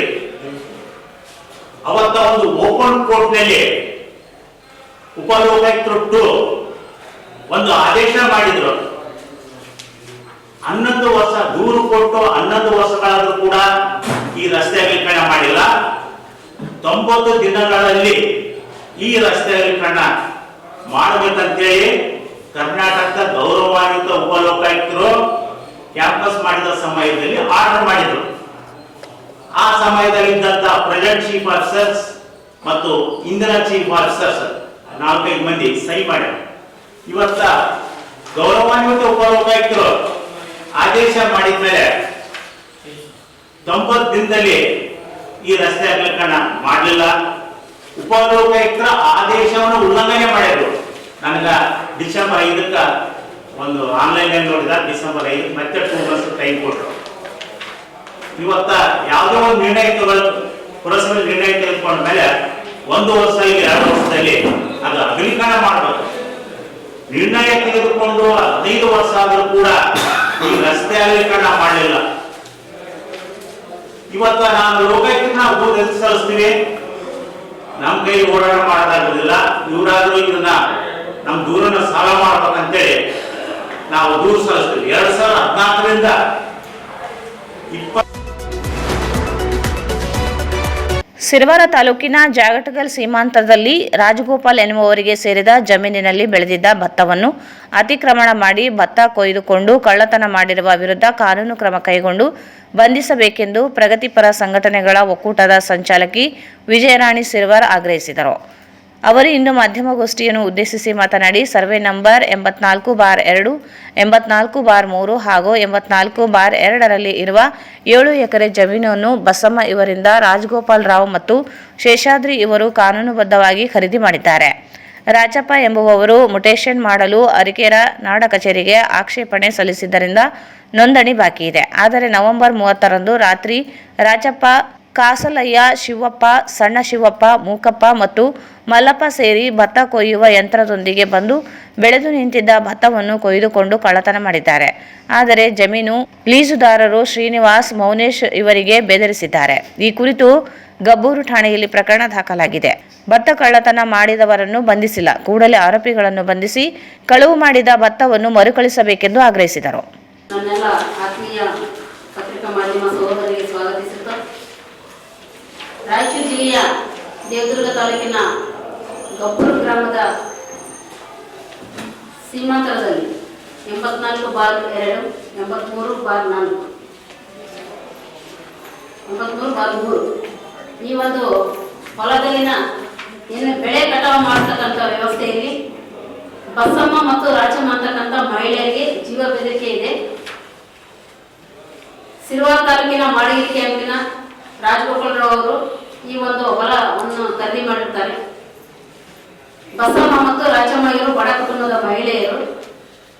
ಈಗಾಗಲೇ ಅವರು ತಮ್ಮ ಹೊಲವನ್ನ, ತಮ್ಮ ಅಸ್ತಿತ್ವದಲ್ಲಿರ್ತಕ್ಕಂಥ ಆಸ್ತಿಯನ್ನ ಅವರು ಊಟ ಮಾಡ್ತಾ ಇದ್ದಾರೆ. ಈ ಹಿಂದೆ ನಾನು ಪಾಣಿಯೊಳಗ ನಾನು ಸಾಗುವಳಿ ಇದ್ದೀನಿ, ನಾನು ಹಿಂದೆ ಸಾಗುವಳಿ ಇದ್ದವನು ನಾನು ಅಂತೇಳಿ ರಾಜಪ್ಪ ಅಂತಕ್ಕಂಥ ವ್ಯಕ್ತಿ ರಾತ್ರೋರಾತ್ರಿ ತನ್ನ ಒಂದು ಬೆಂಬಲಿಗರಿಂದ ಹೊಲದಲ್ಲಿರ್ತಕ್ಕಂಥ ಭತ್ತವನ್ನು ಕಟಾವು ಮಾಡಿಕೊಂಡು ರಾತ್ರೋರಾತ್ರಿ ಭತ್ತ ಕಟಾವು ಮಾಡಿ ಅದನ್ನು ಕಳವು ಮಾಡಿರ್ತಾರೆ. ಇದನ್ನ ನಮ್ಮ ಎಲ್ಲ ಪ್ರಗತಿಪರ, ದಲಿತ ಪರ ಮತ್ತು ಮಹಿಳಾ ಸಂಘಟನೆಗಳು ತೀವ್ರ ಖಂಡಿಸ್ತಾ ಇದ್ದೀವಿ. ಯಾಕಂತಂದ್ರೆ ಬಡ ರೈತರು ತಮ್ಮ ಜೀವನೋಪಾಯ ಯಾವುದೇ ಆದ ಆಸ್ತಿಯನ್ನು ಊಟ ಮಾಡುವಾಗ ಅಕ್ರಮ ಪ್ರವೇಶ ಮಾಡ್ತಕ್ಕಂಥ ವ್ಯವಸ್ಥೆಯನ್ನು ನಾವು ನಮ್ಮ ಜಿಲ್ಲೆಯಲ್ಲಿ ಮತ್ತು ತಾಲೂಕಲ್ಲಿ ಕಾಣ್ತಾ ಇದ್ದೀವಿ. ಅವರ ಆಸ್ತಿಗಳಲ್ಲಿ ಬೆಳೆದಂತ ಅನ್ನವನ್ನು ಊಟ ಮಾಡೋದಕ್ಕೆ ಅವರಿಗೆ ಅವಕಾಶಗಳಿಲ್ಲ. ಪ್ರಭಾವಿಗಳ ಒಂದು ಕೈವಾಡದಿಂದನೋ ಅಥವಾ ಆ ಗ್ರಾಮಗಳಲ್ಲಿರ್ತಕ್ಕಂಥ ಏನೋ ಬಲಾಢ್ಯರು ದುರ್ಬಲನೆ ಮಾಡ್ತಕ್ಕಂಥ ದೌರ್ಜನ್ಯ ಅಂತಾನೆ ವ್ಯವಸ್ಥೆಯನ್ನ ನಾವು ಇಲ್ಲಿ ಖಂಡಿಸ್ತಿದ್ದೀವಿ ಮತ್ತು ದೌರ್ಜನ್ಯ ಕೂಡ ಹೌದು.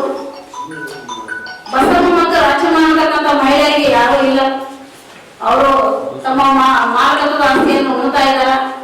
650 ಚೀಲ ಕವಡೆಯನ್ನು ಭತ್ತವನ್ನು ತೆಗೆದುಕೊಂಡು ಹೋಗಿದ್ದಾರೆ. ದಲಿತ ಸೇನೆ ರಾಜ್ಯ ಸಂಘಟನಾ ಕಾರ್ಯದರ್ಶಿ ಜಾವೇದ್ ಖಾನ್ ಮಾತನಾಡಿ, ರಾಜಗೋಪಾಲ್ ಎಂಬುವವರು ಖರೀದಿ ಭೂಮಿಯಲ್ಲಿ ಅತಿಕ್ರಮಣ ಮಾಡಿ ರಾಜಪ್ಪ ಹಾಗೂ ಇತರರು ದೌರ್ಜನ್ಯ ಎಸಗಿದ್ದಾರೆ. ಕೂಡಲೇ ಆರೋಪಿಗಳನ್ನು ಬಂಧಿಸಿ ನ್ಯಾಯ ಒದಗಿಸಬೇಕು, ಇಲ್ಲದೆ ಹೋದಲ್ಲಿ ಹೋರಾಟ ನಡೆಸುವುದಾಗಿ ಹೇಳಿದರು. ಗ್ರಾಮದಲ್ಲಿ ಸುಮಾರು 16 ಎಕರೆ ಆಸ್ತಿ, ಸರ್ವೆ ನಂಬರ್ 83, 84ರಂತೆ 16 ಎಕರೆ ಆಸ್ತಿ. ಈ 16 ಎಕರೆ ಆಸ್ತಿ ಪಾಪ ಈ ಬಡ ಮಹಿಳೆ ಏನು ಬಸಮ್ಮ ಅವರ ಆಸ್ತಿ ಇದು. ಅವರು ಕಬ್ಜದಲ್ಲಿ ಇದೆ, ಅವ್ರ ಸ್ವಾಧೀನದಲ್ಲಿ ಇದೆ, ಅವರೇ ತಿಂತ ಇದ್ದಾರೆ.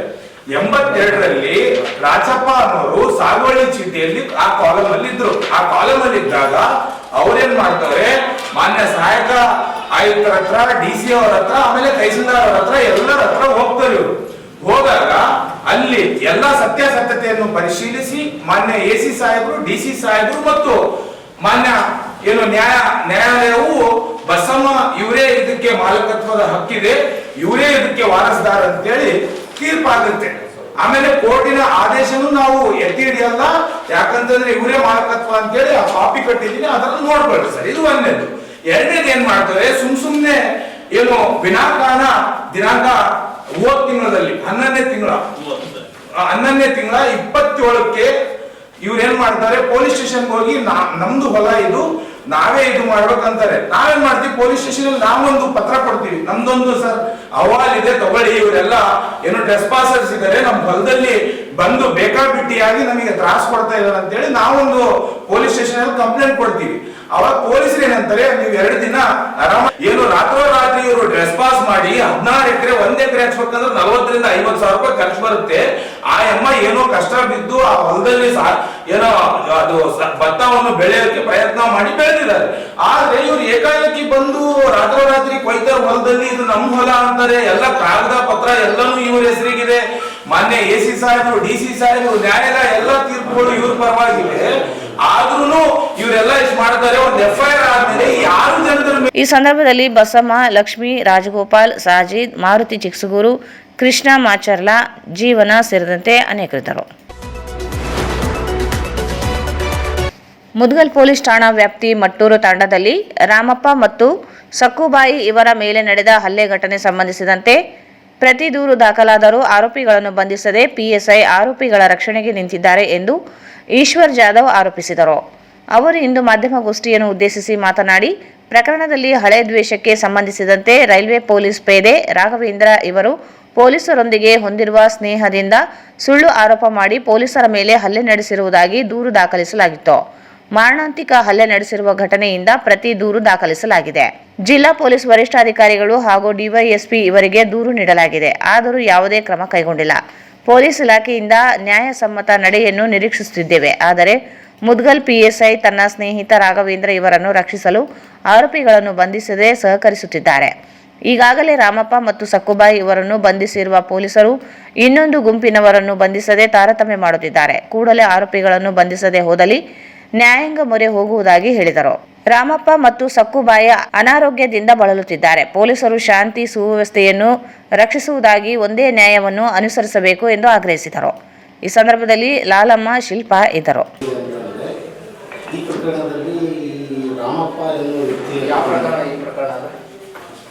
ಈ ಮುದ್ಗಲ್ ಪೊಲೀಸ್ ಠಾಣೆಯ ಈ ಕ್ರೈಮ್ ನಂಬರ್ 63ರಲ್ಲಿ 63/2025 ಒಂದು ಪ್ರಕರಣ ದಾಖಲಾಗ್ತದೆ. ಯಾರ ಮೇಲೆ ಅಂದರೆ ರಾಮಪ್ಪ ಹಾಗೂ ಇತರರು ಅಂತ ಹೇಳ್ಬಿಟ್ಟು 11 ಜನರ ಮೇಲೆ ಪ್ರಕರಣ ದಾಖಲಾಗ್ತದೆ. ಇದು ಇಂಡಕ್ಷನ್ ಏನಂತಂದರೆ, ಈ ರಾಮಪ್ಪ ಎನ್ನುವ ವ್ಯಕ್ತಿಗೂ ಮತ್ತು ಅದೇ ಊರಿನ ಮಲ್ಲಪ್ಪ ಎನ್ನುವ ವ್ಯಕ್ತಿಗೂ ಎರಡು ಕುಟುಂಬದ ನಡುವೆ ಈ ದಿನಾಂಕ 29/8/2025 ಪ್ರಕರಣ ದಾಖಲಾಗ್ತವೆ. 2 ಪ್ರಕರಣಗಳು ಕೇಸ್ ಆ್ಯಂಡ್ ಕೌಂಟರ್ ಕೇಸ್ ದಾಖಲಾಗ್ತವೆ. ಆ ಪ್ರಕರಣದಲ್ಲಿ ಏನಾಗ್ತದೆ ಅಂತಂದರೆ, ಈ ರಾಮಪ್ಪನ ಕುಟುಂಬದವರು ಮೊನ್ನೆ ನ್ಯಾಯಾಲಯಕ್ಕೆ ಜಾಮೀನಿಗೆ ಅರ್ಜಿ ಸಲ್ಲಿಸಿ ಜಾಮೀನನ್ನು ಪಡೆದುಕೊಂಡು ಇವ್ರದೇ ಆದಂಥ ಜಾಮೀನು ಸಿಕ್ಕಾಗ ಇವ್ರದೇ ಆದಂಥ ಕೆಲಸದಲ್ಲಿ ಇವರು ಇರ್ತಾರೆ. ಆಮೇಲೆ ಈ ಮಲ್ಲಪ್ಪ ಎನ್ನುವ ವ್ಯಕ್ತಿಯ ಕುಟುಂಬದವರಿಗೆ ಏನಾಗ್ತದೆ ಅಂತಂದರೆ, ನ್ಯಾಯಾಲಯ ಮಾನ್ಯ ಈ ಹೆಚ್ಚುವರಿ ಮತ್ತು ಜಿಲ್ಲಾ ನ್ಯಾಯಾಲಯ ಸಂಚಾರಿ ಪೀಠ ಸಿಂಧಾನೂರು ಲಿಂಗಿಸ್ಕೂರು ಈ ಪೀಠ ಏನು ಮಾಡ್ತಾರೆ ಅಂದರೆ ಜಾಮೀನನ್ನು ತಿರಸ್ಕರಿಸಿದಾಗ ಈ ಆರೋಪಿತರು ಏನು ಮಾಡ್ತಾರೆ, ಮುಂದೆ ಹೈಕೋರ್ಟಿಗೆ ಹೋಗ್ತಾರೆ. ಅದರಲ್ಲಿ ಏನಾಗ್ತದ, ಬೇಲ್ ರಿಜೆಕ್ಟ್ ಆದಾಗ ಇದರಲ್ಲಿ ರಾಘವೇಂದ್ರನನ್ನು ಪೊಲೀಸ್ ಇರ್ತಾರೆ. ಆ ಮಲ್ಲಪ್ಪನವರ ಕುಟುಂಬ ಮಗ ರಾಘವೇಂದ್ರವನ್ನು ಈ ರಾಯಚೂರು ರೈಲ್ವೆ ಇಲಾಖೆಯಲ್ಲಿ ಪೊಲೀಸ್ ಅಂತ ಕಾರ್ಯನಿರ್ವಹಣೆ ಮಾಡ್ತಾರೆ. ಅದರಲ್ಲಿ ರಾಘವೇಂದ್ರ ಅನ್ನೋದು ಬೇಲ್ ಕ್ಯಾನ್ಸಲ್ ಆಗ್ತದೆ. ಬೇಲ್ ಕ್ಯಾನ್ಸಲ್ ಆದಾಗ ಹೈಕೋರ್ಟಿಗೆ ಹಾಕೊಂತಾರೆ. ಮತ್ತೆ ಹೈಕೋರ್ಟಿಗೆ ಹಾಕಿದಾಗ ಏನಾಗ್ತದೆ, 8 ಜನರಿಗೆ ಜಾಮೀನು, 8-9 ಜನರಿಗೆ ಜಾಮೀನು ಆಗ್ತದೆ. ಇದರಲ್ಲಿ ರಾಘವೇಂದ್ರವನ್ನು ನಾನು ಡ್ಯೂಟಿಯಲ್ಲಿ ಇದ್ದೀನಿ, ನಾನು ಈ ಡ್ಯೂಟಿ ಸರ್ಟಿಫಿಕೇಟ್ ತೆಗೆದುಕೊಂಡು ಹೋಗಿ ನಾನು ಚಾರ್ಜ್ ಶೀಟಲ್ಲಿ ಹೆಸರು ತೆಗೆಸ್ಬೇಕಂತ ಹೇಳ್ಬಿಟ್ಟು ಪ್ರಯತ್ನ ಮಾಡಿದ್ದರಲ್ಲಿ ಅಲ್ಲಿ ಬೇಲ್ ರಿಜೆಕ್ಟ್ ಆದಾಗ ಇವನು ಆರೋಪಿ ನಂಬರ್ ಅತ್ತೆ ಇರ್ತಾನೆ, ನೀವು ಜಾಮೀನೇ ಆಗಿರಲ್ಲ, ಆದ್ರೂ ಪೊಲೀಸ್ ಠಾಣೆಗೆ ಹೋಗ್ತಾನೆ ಬರ್ತಾನೆ, ರಾಜದೋಷಾಗಿ ಹೋಗ್ತಾನೆ ಬರ್ತಾನೆ. ಮುದುಗಲ್ PSI ನನ್ನ ಸ್ನೇಹಿತ ಅದನ್ನ, ನೀವೇನು ಮಾಡ್ಕೊಂತೀರಿ ಅಂತೇಳಿ, ಇವನು ಮೊದಲು ಮಾಡಿರೋ ಕೇಸನ್ನು ನೀವು ವಾಪಸ್ ತಗೊಳ್ರಿ ಅಂತೇಳಿ ಒತ್ತಡ ಇರ್ತದೆ ಅಂತೇಳಿ ನಮಗೊಂದು ಮಾಹಿತಿ ಪ್ರಕಾರ, ನಮ್ಮ ಕಕ್ಷಿದಾರ ಪ್ರಕಾರ ನಾವು ಮೊದಲೇನು ಕೇಸ್ ಮಾಡಿದ್ವಲ್ಲ ಆ ಕೇಸ್ನಲ್ಲಿ ರಾಜಿ ಆಗಲಿ ಅಂತೇಳಿ ಒತ್ತಡ ಮಾಡಕತ್ತಾರ ಪೊಲೀಸರು. PSI ಏನದನ ವೆಂಕಟೇಶ್ PSI ಅಂತೇಳಿ ಮುದುಗಲ್ಲು, ಅವನು ನನ್ನ ಸ್ನೇಹಿತ ಅದನ್ನ, ನನ್ನ ಬಾಲ್ಯ ಸ್ನೇಹಿತ, ನನ್ನ ಕ್ಲಾಸ್ ಉಂಟು, ನಾನು ಹೇಳಿದ್ದನ್ನು ಕೇಳ್ತಾನೆ ಅಂತ ಹೇಳ್ಬಿಟ್ಟು ಅವನು ಬೇಲಾಗಲಾಗಿ ಆರೋಪಿಸ್ತಾಗಿದ್ರು. ಪೊಲೀಸ್ ಠಾಣೆಗೆ ಹೋಗಿ PSI ಜೊತೆ ಮಾತಾಡಿ ಮತ್ತೆ ದಿನಾಂಕ 11/11/2025 ಏನಾಗ್ತದೆ 25ರಂದು ಈ ರಾಮಪ್ಪ ಅನ್ನೋರ ಮೇಲೆ ಮತ್ತೊಂದು 2ನೇ ಪ್ರಕರಣ ದಾಖಲು ಮಾಡ್ತಾರೆ. ಅದು ಕ್ರೈಮ್ ನಂಬರ್ 63/2025. ಇದು ಏನಾಗ್ತದ 109 IPC ಅಡಿ 109 BNSS ಅಂದರೆ 307 IPC ಅಡಿಯಲ್ಲಿ ನಾನು ಅಟೆಂಪ್ಟ್ ಆಫ್ ಮರ್ಡರ್ ಅಂದರೆ ನಾನ್ ವೇಲೇಬಲ್ ಕೇಸ್ ಆಗ್ತದೆ. ಕೇಸ್ ಆದಾಗ ಪೊಲೀಸರು ಎಂಟರ್ ಆಗ್ತಾರೆ. ಪೊಲೀಸರು ಎಂಟರ್ ಆಗಿ ಮಾಡಿದಾದ್ರು ಏನು ಅಂತಂದಾಗ ಪೊಲೀಸರಿಗೂ ಮತ್ತು ಸಾರ್ವಜನಿಕರ ನಡುವೆ ಸ್ವಲ್ಪ ಚಕಮಕಿ ಆಗ್ತದೆ. ಚಕಮಕಿಯಲ್ಲಿ ಅದನ್ನೇ ಪೊಲೀಸರು ಏನು ಮಾಡ್ತಾರ, ರಾಘವೇಂದ್ರ ಅನ್ನೋ ವ್ಯಕ್ತಿ ಮತ್ತು ರಾಮಪ್ಪನ ವ್ಯಕ್ತಿ ಹಳೆ ವಯಸ್ಸಿನ ಮೇಲಿಂದ ಅವರು ಸ್ವಲ್ಪ ಕೈ ಹಿಡಿದು ಎಳೆದಾಡಿ ಹೊಡೆದಾಡಕ್ಕೆ ಚಾಲು ಮಾಡ್ತಾರೆ.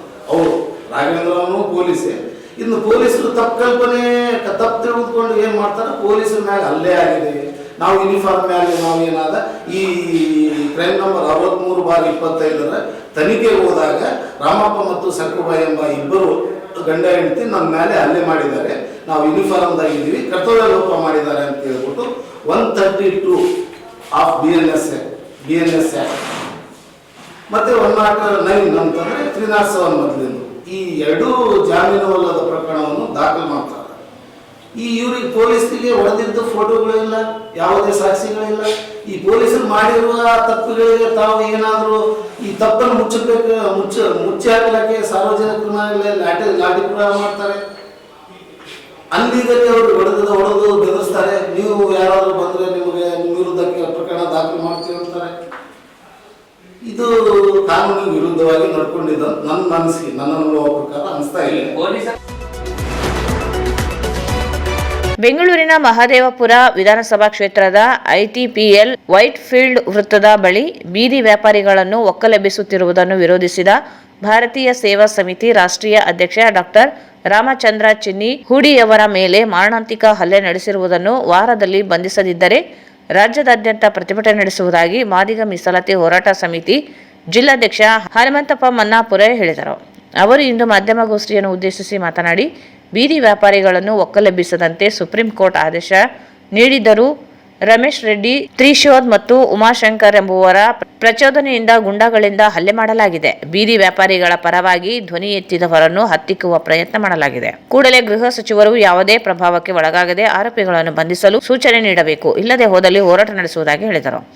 2025ರಂದು ಬೆಂಗಳೂರಿನ ವೈಟ್ ಫೀಲ್ಡ್ನಲ್ಲಿ ಭಾರತೀಯ ಸೇವಾ ಸಮಿತಿಯ ರಾಷ್ಟ್ರೀಯ ಅಧ್ಯಕ್ಷರಾದ ಡಾಕ್ಟರ್ ರಾಮಚಂದ್ರ ಚಿನ್ನಿ ಹೂಡಿ ಇವರ ಮೇಲೆ ಕೆಲವು ಪಟ್ಟಬದ್ಧ ಶಕ್ತಿಗಳು ರಾಮಚಂದ್ರ ಚಿನ್ನಿ ಅವರು ಏನಪ್ಪ ಅಂತಂದ್ರ ಬೀದಿ ವ್ಯಾಪಾರಿಗಳ ರಕ್ಷಣೆಗಾಗಿ ಪ್ರತಿ ವರ್ಷ ಇಲ್ಲೇ ಒಂದು ಸಮಸ್ಯೆ ಆದ್ರೂ ಕೂಡ ಅವರಿಗೆ ರಕ್ಷಣೆ ಮಾಡುವಂತ ವ್ಯಕ್ತಿ. ಅವರ ಮೇಲೆ ಕೆಲವು ಗುಂಡಗಳನ್ನು ಚೂಬಿಟ್ಟು ಹಲ್ಲೆ ಮಾಡಿಸಿದ್ದಾರೆ. ಅದನ್ನು ನಾವು ಕಾಣಿಸ್ತೀವಿ.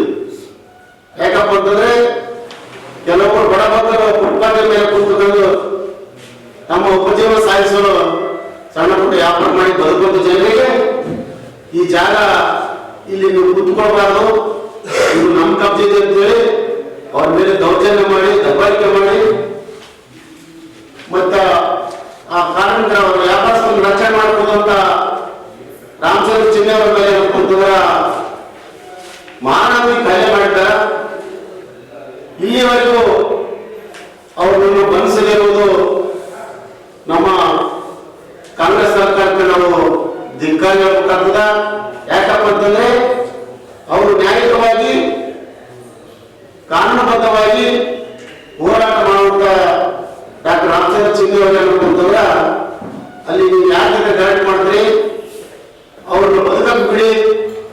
ಅವರು ಸರ್ಕಾರಿ ಜಾಗದಲ್ಲಿ ಕೂತು ವ್ಯಾಪಾರ ಮಾಡ್ತಾ ಮಾಡ್ತಾರ ಅಂತವ್ರ ಮೇಲೆ ನೀವು ಒಪ್ಪಿಸೋದು ತಪ್ಪಂತೇಳಿ ಹೇಳಿದಾಗ ಅವ್ರ ಮೇಲೆ ನಿಂಗೆ ಕೇಳ್ತದೆ ಅಂತೇಳಿ ಅವರ ಮೇಲೆ ಒಂದು ಗುಂಡಾಚಾರ ಮಾಡಿದಂತ ಪ್ರವೃತ್ತಿ ಬೆಳೆದಿದ್ದಾರೆ. ಹಾಗಾಗಿ ನಾವು ನಮ್ಮ ಪತ್ರಿಕಾ ಮೂಲಕ ಕೇಳೋದೇನಂದ್ರೆ ಬೆಂಗಳೂರಿನ ವೈಟ್ಫೀಲ್ಡ್ ಪೊಲೀಸ್ ಸ್ಟೇಷನ್ ಅಲ್ಲಿ ಕೂಡ ಪ್ರಕರಣ ದಾಖಲಾಗಿದೆ. ಆದರೂ ಕೂಡ ಆ ಒಂದು ದೌರ್ಜನ್ಯ ಮಾಡಿದ ವ್ಯಕ್ತಿಗಳನ್ನು ಇಲ್ಲಿವರೆಗೆ ಬಂಧಿಸದೆ ಪೊಲೀಸರು ಬಹಳ ನಿಷ್ಕ್ರಿಯ ತೋರಿದ್ದಾರೆ. ಹಾಗಾಗಿ ನಾವು ಮಾನ್ಯ ಗೃಹ ಮಂತ್ರಿ ಜಿ ಪರಮೇಶ್ವರ್ ಅವರಿಗೆ ನಾವು ಕೇಳಿಕೊಳ್ಳುವುದಂದ್ರೆ ಪ್ರತಿಯೊಬ್ಬ ಸಂಘಟನೆಗಾರ ಎಲ್ಲೇ ದೌರ್ಜನ್ಯ ದಬ್ಬಾಳಿಕೆ ಅನ್ಯಾಯ ಮಾತ್ರ ಬೀದಿಗಿಳಿದು ಹೋರಾಟ ಮಾಡುವಂಥದ್ದು ನಮ್ಮ ಒಂದು ಕರ್ತವ್ಯ. ಹಾಗಾಗಿ ಯಾರು ಶೋಷಣೆ ಒಳಪಟ್ಟಿದ್ದಾರ, ಯಾರು ದೌರ್ಜನ್ಯ ಒಳಪಟ್ಟಿದ್ದಾರೆ ಮತ್ತೆ ಅಂತವ್ರ ಮೇಲೆ ನಾವು ಅಂತ ರಚನೆ ಕೇಳೋದ್ರ ಮೇಲೆ ಏನಪ್ಪ ಈ ತರ ಹಲ್ಲೆ ಮಾಡಿದ್ದಾರ. ಹಾಗಾಗಿ ನಾವೇನಪ್ಪ ಮುಂದಿನ ದಿನಗಳಲ್ಲಿ ಇಡೀ ರಾಜ್ಯದಾದ್ಯಂತ ಎಲ್ಲ ಬೀದಿ ವ್ಯಾಪಾರಸ್ಥರನ್ನು ಕರೆದುಕೊಂಡು ಬೆಂಗಳೂರು ರಾಜಧಾನಿಯಲ್ಲೇ ಉಗ್ರವಾದ ಚಳವಳಿಗೆ ಇಳಿಯಬೇಕಾಗ್ತದಂತ ನಾವು ಮಾಧ್ಯಮ ಮೂಲಕ ಹೇಳಕ್ ಬಯಸ್ತೀವಿ. ಈಗೇನು 3 ಜನ ಮೇಲೆ ಎಫ್ಐಆರ್ ಆಗಿದ್ದಾರೆ. ರಮೇಶ್ ರೆಡ್ಡಿ, ಎರಡನೇದಾಗಿ ಕೃಷ್ಣದ, ಇಬ್ಬರು ಸೇರಿ ಉಮಾಶಂಕರ್ ಇವರಿಗೆ ಪ್ರಚೋದನೆ ನೀಡಿ ಉಮಾಶಂಕರ್ ಕಡೆಯಿಂದ ರಾಮಚಂದ್ರ ಚೆನ್ನಿ ಅವರಿಗೆ ಮಾರಣಾಂತಿಕ ಹಲ್ಲೆ ಆಗಿದೆ. ಆದರೂ ಕೂಡ ಅಲ್ಲಿಯ ಜಾತಿವಾದಿಗಳು, ಪ್ರಬಲ ವ್ಯಕ್ತಿಗಳು ಆ ಒಂದು ಹಲ್ಲೆ ಮಾಡಿದಂತ ವ್ಯಕ್ತಿಗಳನ್ನ ರಕ್ಷಣೆಗೆ ನಿಂತಿದ್ದಾರೆ. ಅದನ್ನು ನಾವು ಸಹಿಸೋದಿಲ್ಲ. ನಾವೇನಪ್ಪ ಅಂದ್ರ ಡಾಕ್ಟರ್ ಬಾಬಾ ಸಾಹೇಬ್ ಅಂಬೇಡ್ಕರ್ ಅವರ ಕಾನೂನಿನಲ್ಲಿ ನಾವೇನಪ್ಪ ಅಂದ್ರ ಹೋರಾಟ ಮಾಡ್ತೀವಿ. ಇಲ್ಲೂ ದೌರ್ಜನ್ಯ ಕೂಡ 4ನೇ ತಾರೀಕು ದೌರ್ಜನ್ಯ ಕೂಡ ಇಲ್ಲಿವರೆಗೆ ಅವರನ್ನು ಬಂಧಿಸದೆ ನಿರ್ಲಕ್ಷ್ಯ ವಹಿಸಿದ್ದಾರೆ ಪೊಲೀಸ್ ಇಲಾಖೆಯವರು.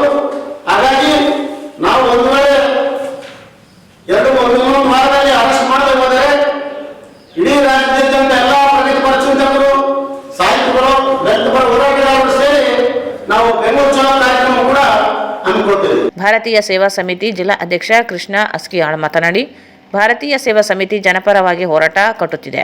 ಬೀದಿ ವ್ಯಾಪಾರಿಗಳಿಗೆ ಆಗುತ್ತಿರುವ ಅನ್ಯಾಯ ಪ್ರಶ್ನಿಸಿದರೆ ಗುಂಡಾಗಿರಿ ಪ್ರದರ್ಶಿಸಲಾಗಿದೆ. ಕೂಡಲೇ ಆರೋಪಿಗಳನ್ನು ಬಂಧಿಸಬೇಕೆಂದರು. ಸುಮಾರು ಹಲವಾರು ಜನರು ಕರೆ ಮಾಡಿ ಜೀವ ಬೆದರಿಕೆ ಕೊಡುವಂತ ಕೃತ್ಯ ಕೂಡ ಈ ದಿನದಲ್ಲಿ ನಡೆದಿದೆ. ಇಷ್ಟೆಲ್ಲ ಆದರೂ ಕೂಡ ಈ ಒಂದು ಪೊಲೀಸ್ ಇಲಾಖೆ ಅವ್ರ ಮೇಲೆ ಕಾಳಜಿ ವಹಿಸಿಲ್ಲ ಅಂದ್ಮೇಲೆ ಅದು ಏನೋ ಕೃತಜ್ಞ ನಡೆದಿರುವಂತ ಘಟನೆ ಕಂಡು ಬರುವಂತ ಪರಿಸ್ಥಿತಿ ಇದಾಗಿದೆ. ಒಂದ್ ವೇಳೆ ಅಂತದ್ದು ಏನಾದರೂ ಆದ್ರೆ ರಾಷ್ಟ್ರೀಯಾದ್ಯಂತ ಮತ್ತು ನಮ್ಮ ಸಂಘಟನೆಯು ರಾಷ್ಟ್ರೀಯಾದ್ಯಂತ ಸಂಘಟನೆ ಇದೆ. ಎಲ್ಲ ಒಂದು ರಾಷ್ಟ್ರೀಯ ಈಗಾಗಲೇ ಪಂಜಾಬ್, ಒರಿಸ್ಸಾ, ತೆಲಂಗಾಣ, ಆಂಧ್ರ ಪ್ರದೇಶ್ ಮತ್ತು ಮಹಾರಾಷ್ಟ್ರಗಳ ಹಲವು ಕಡೆಗಳ ನಮ್ಮ ಸಂಘಟನೆ ಇದೆ. ಎಲ್ಲ ನಮ್ಮ ರಾಷ್ಟ್ರೀಯಾದ್ಯಂತ ಸಂಘಟನೆಗಳಿಂದ ಹೋರಾಟ ಮಾಡ್ತೀವಿ ಎಂಬುದಾಗಿ ನಾವು ಎಚ್ಚರವನ್ನು ಮೂಡಿಸ್ತಾ ಇದ್ದೇವೆ. ಅದಕ್ಕಾಗಿ ಅವರನ್ನು ಅರೆಸ್ಟ್ ಮಾಡಿ ಅವ್ರನ್ನು ಬಂಧಿಸಬೇಕಾಗಿ ನಾವು ವಿನಂತಿಸಿಕೊಳ್ತಾ ಇದ್ದೇವೆ. ಈ ಸಂದರ್ಭದಲ್ಲಿ ಬಿ ತಿಮ್ಮಪ್ಪ, HR ರಂಜಿತ್ ಕುಮಾರ್, ವೀರೇಶ್, ವೆಂಕಟೇಶ್ ಸೇರಿದಂತೆ ಅನೇಕರಿದ್ದರು.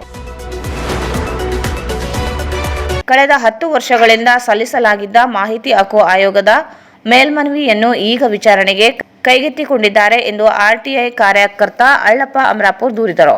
ಅವರು ಇಂದು ಮಾಧ್ಯಮಗೋಷ್ಠಿಯನ್ನು ಉದ್ದೇಶಿಸಿ ಮಾತನಾಡಿ, 2015 ಜನವರಿ 23ರಂದು ದೇದುರ್ಗ ಪುರಸಭೆ ವ್ಯಾಪ್ತಿಯಲ್ಲಿ ಬರುವ ಸರ್ಕಾರಿ ಜಮೀನುಗಳ ಮಾಹಿತಿ ಕೇಳಿ ಅರ್ಜಿ ಸಲ್ಲಿಸಲಾಗಿತ್ತು. ಮಾಹಿತಿ ನೀಡದೇ ಇರುವುದರಿಂದ ಸಹಾಯಕ ಆಯುಕ್ತರು ರಾಯಚೂರು ಇವರಿಗೆ ಮೊದಲ ಮೇಲ್ಮನವಿ ಸಲ್ಲಿಸಿದ್ದರೂ ಉತ್ತರ ಬಾರದೇ ಇರುವುದರಿಂದ ಬೆಂಗಳೂರಿಗೆ ಮಾಹಿತಿ ಹಕ್ಕು ಆಯೋಗಕ್ಕೆ ಅರ್ಜಿ ಸಲ್ಲಿಸಿದೆ. RTIದ ಅಡಿ ಅರ್ಜಿ ಸಲ್ಲಿಸಿದವರಿಗೆ 30 ದಿನಗಳಲ್ಲಿ ಉತ್ತರಿಸಬೇಕೆನ್ನುವ ನಿಯಮವಿದ್ದರೂ ಯಾವೊಬ್ಬ ಅಧಿಕಾರಿಗಳು ಪಾಲಿಸುತ್ತಿಲ್ಲ.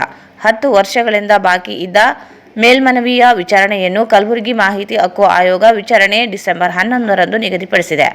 ಆಯೋಗ ಕಾರ್ಯವೈಖರಿಗೆ ಇದೊಂದು ನಿದರ್ಶನವಾಗಿದೆ. ಆಯೋಗವೇ ಸಕಾಲದಲ್ಲಿ ವಿಚಾರಣೆ ನಡೆಸದೇ ಇರುವುದರಿಂದ RTI ಅರ್ಥ ಕಳೆದುಕೊಂಡಂತಾಗಿದೆ ಎಂದರು. ಇವತ್ತು ಕರ್ನಾಟಕ ಮಾಹಿತಿ ಆಯೋಗ ದಾರಿ ತಪ್ಪಿಸುವ ಕೆಲಸ ಮಾಡಬೇಕು. ದಿನಾಂಕ 23/1/2015 ಆರ್ಟಿಐಯಲ್ಲಿ ಕರ್ನಾಟಕ ಮಾಹಿತಿ ಆಯೋಗ ಬೆಂಗಳೂರಿಗೆ ಇವರಿಗೆ ಒಂದು ಮಾಹಿತಿ ಹಕ್ಕಿನಲ್ಲಿ ಅರ್ಜಿ ಸಲ್ಲಿಸಿದಾರಲ್ಲ, ಅವರು ಉತ್ತರ ಕೊಡಲಿಲ್ಲ. ಮೊದಲನೇ ಮೇಲ್ಮನವಿಯನ್ನ ಅಸಿಸ್ಟೆಂಟ್ ಕಮಿಷನರ್ ರಾಯಚೂರು ಇವರಿಗೆ ಮೊದಲನೇ ಮೇಲ್ಮನವಿ ಸಲ್ಲಿಸಿದ, ಅವರು ನನಗೆ ಉತ್ತರ ಕೊಡಲಿಲ್ಲ.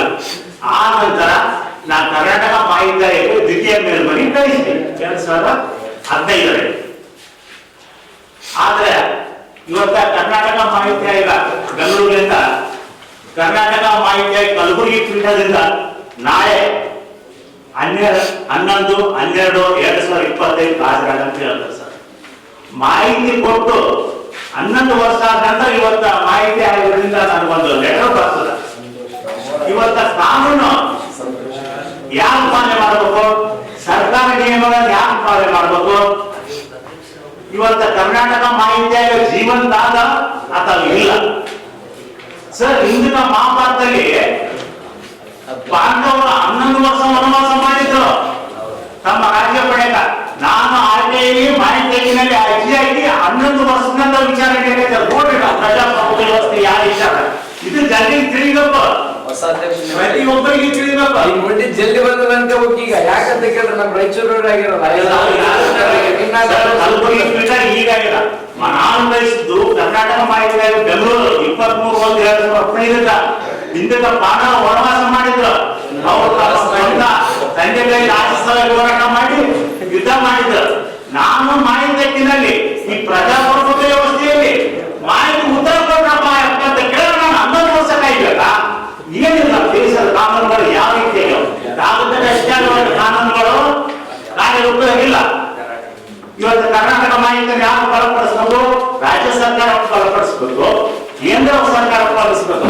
ನಾನೇ ನೀವು ವೈಯಕ್ತಿಕ ಆಸ್ತಿಗಳನ್ನು ಕೇಳಿಲ್ಲ, ಸರ್ಕಾರಕ್ಕೆ ಸಂಬಂಧಪಟ್ಟ ದಾಖಲೆಗಳನ್ನು ಕೇಳಿ, ಸರ್ಕಾರ ಜಮೀನನ್ನು ಕೇಳಿ ಈ ಮಾಹಿತಿ ಕೊಡಿಸ್ಬೇಕು. ಮಾಹಿತಿ ಆಯ್ತಾ ಬಟ್ಟೆ ಅವಾಗ ಲೋಕಾಯುಕ್ತ ಒಂದು ಮಾಹಿತಿ ಆಯ್ತೋಗ್ಲಿ ಬಡವರಿಗೆ ಕಣ್ಣಿದ್ದಾಗ ನೀವು ಕಣ್ಣ ಹೋಗ್ಬಿಟ್ಟ ಇಂದಿನ ದುಃಖ ಸರ್. ಕಣ್ಣು ಕಾಣದೆ ರಾಜ್ಯಾಡಳಿತ ಮಾಡಿದ ಇವಾಗ ಕಣ್ಣು ಕೊಟ್ಟು ಗೌರ್ಮೆಂಟ್ ಸ್ಯಾಲರಿ ಕೊಡ್ತದ ಎಲ್ಲ ಇಂಪ್ಲಿಮೆಂಟ್ ಕೊಟ್ಟರು ಕೆಲಸ ಮಾಡೋರು. ಇಂಥವ್ರನ್ನ ಯಾಕೆ ಬಿಡ್ಬೇಕು? ಇಲ್ಲ ತೆಗೆದುಬಿಡ್ಬೇಕು. ನಮ್ಮದೆಲ್ಲ ನಾವು ಬಿಟ್ಕೊಂಡು ನಿಂತೀವಿ. ಈ ಮಾಹಿತಿ ಆಯೋಗದಿಂದ ಹೋಗಿ ಲೋಕಾಯುಕ್ತದಿಂದ ಹೋಗಿ ನಾವು ಮಾಹಿತಿ ಸ್ಥಿತಿ ಬಂದದ ಸರ್. 11 ವರ್ಷದಲ್ಲಿ ಯಾವ ನೋಡಿದ ಸರ್ ಕರ್ನಾಟಕ ಇತಿಹಾಸದಲ್ಲೇ ಇವು ನಾವು 2ನೇ ಸಲ ಬಣ್ಣವನ್ನು ಮಾಡಿ ಇನ್ನು ಬಂದಿದ್ದೆ 11 ವರ್ಷ ಏನು ಮಾಡ್ತಾರೆ ಸರ್? ಒಂದು ಮಾತು, ಒಬ್ಬ ಎಣ್ಣೆ ಕಾಯುವ ಕುಡಿಕಾಯುವ ಕೊನೆಯಲ್ಲಿ ಮತ್ತೊಂದು ಮುಖ್ಯಾಂಶಗಳು. ಜಾನುವಾರು ಹತ್ಯೆ ಸಂರಕ್ಷಣಾ ಕಾಯ್ದೆ ತಿದ್ದುಪಡಿ ವಿರೋಧಿಸಿ ಹಿಂದೂ ಸಂಘಟನೆಗಳಿಂದ ಪ್ರತಿಭಟನೆ.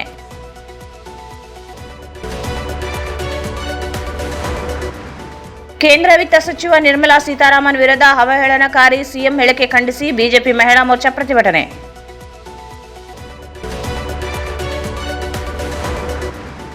ಕುರ್ಚಿ ಜಗಳ ಬಿಟ್ಟು ಜನರ ಸಮಸ್ಯೆಗಳಿಗೆ ರಾಜ್ಯ ಸರ್ಕಾರ ಪರಿಹಾರ ಒದಗಿಸಲು ಆಗ್ರಹಿಸಿ ಜೆಡಿಎಸ್ನಿಂದ ಪ್ರತಿಭಟನೆ.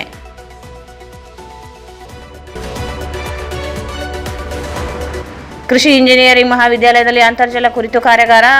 ಅಂತರ್ಜಲ ಮುಂದಿನ ಪೀಳಿಗೆಗೆ ಉಳಿಸಲು ಎಚ್ಚರ ಅಗತ್ಯ. ಡಾಕ್ಟರ್ ಹನುಮಂತಪ್ಪ.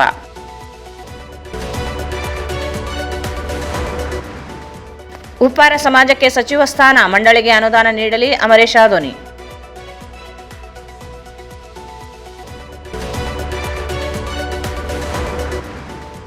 ಮಾಹಿತಿ ಹಕ್ಕು ಅಧಿನಿಯಮದ ಅಡಿ ಮೇಲ್ಮನವಿ ಸಲ್ಲಿಸಿದವರಿಗೆ 10 ವರ್ಷದ ನಂತರ ವಿಚಾರಣೆ. ಅಳ್ಳಪ್ಪ ಅಮರಾಪುರ್ ಆರೋಪ.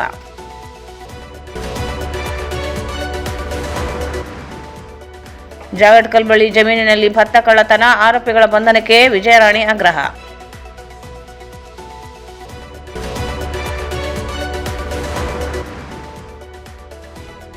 ಮಟ್ಟೂರು ತಾಂಡಾದಲ್ಲಿ ಪೊಲೀಸರಿಂದ ಆರೋಪಿಗಳ ರಕ್ಷಣೆ, ಜಾಧವ ಆರೋಪ. ಬೆಂಗಳೂರಿನ ಬೀದಿ ವ್ಯಾಪಾರಿಗಳ ಪರ ಹೋರಾಟ ನಡೆಸಿದ ಭಾರತೀಯ ಸೇವಾ ಸಮಿತಿ ರಾಷ್ಟ್ರೀಯ ಅಧ್ಯಕ್ಷರ ಮೇಲೆ ಹಲ್ಲೆ, ಆರೋಪಿಗಳ ಬಂಧಿಸಲಿ ಹನುಮಂತಪ್ಪ ಮನ್ನಾಪುರ್. ಮತ್ತು ಲೋಕಾಯುಕ್ತರು ಆದೇಶಿಸಿದ್ದರೂ ದೇವದುರ್ಗ ರಸ್ತೆ ಅಗಲೀಕರಣ ಮಾಡದ ಅಧಿಕಾರಿಗಳ ಅಮಾನತುಗೊಳಿಸಿ Allappa Amarapur.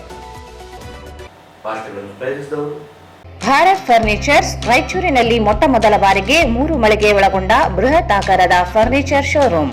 CPS complex opposite Shiva Mandir, Patel road, Raichur. ಸಂಪರ್ಕಿಸಿ Paramount electricals, dealers in all kinds of electricals goods, fans and LED products, near Mahavir Chowk, Loharwadi, MG Road, Raichur. Raichur's biggest jewel palace. All types of jewelries available in only KTB Jewel Palace. Visit KTB Jewel Palace, Udayanagar, Station Road, Raichur. Sri Raghavendra Tuppa. Shri Raghavendra ghee. ಇಲ್ಲಿಗೆ ವಾರ್ತಾ ಮುಕ್ತಾಯಿತು. ಮುಂದಿನ ವಾರ್ತೆ ಮತ್ತೆ ಭೇಟಿಯಾಗೋಣ. ವಂದನೆಗಳು.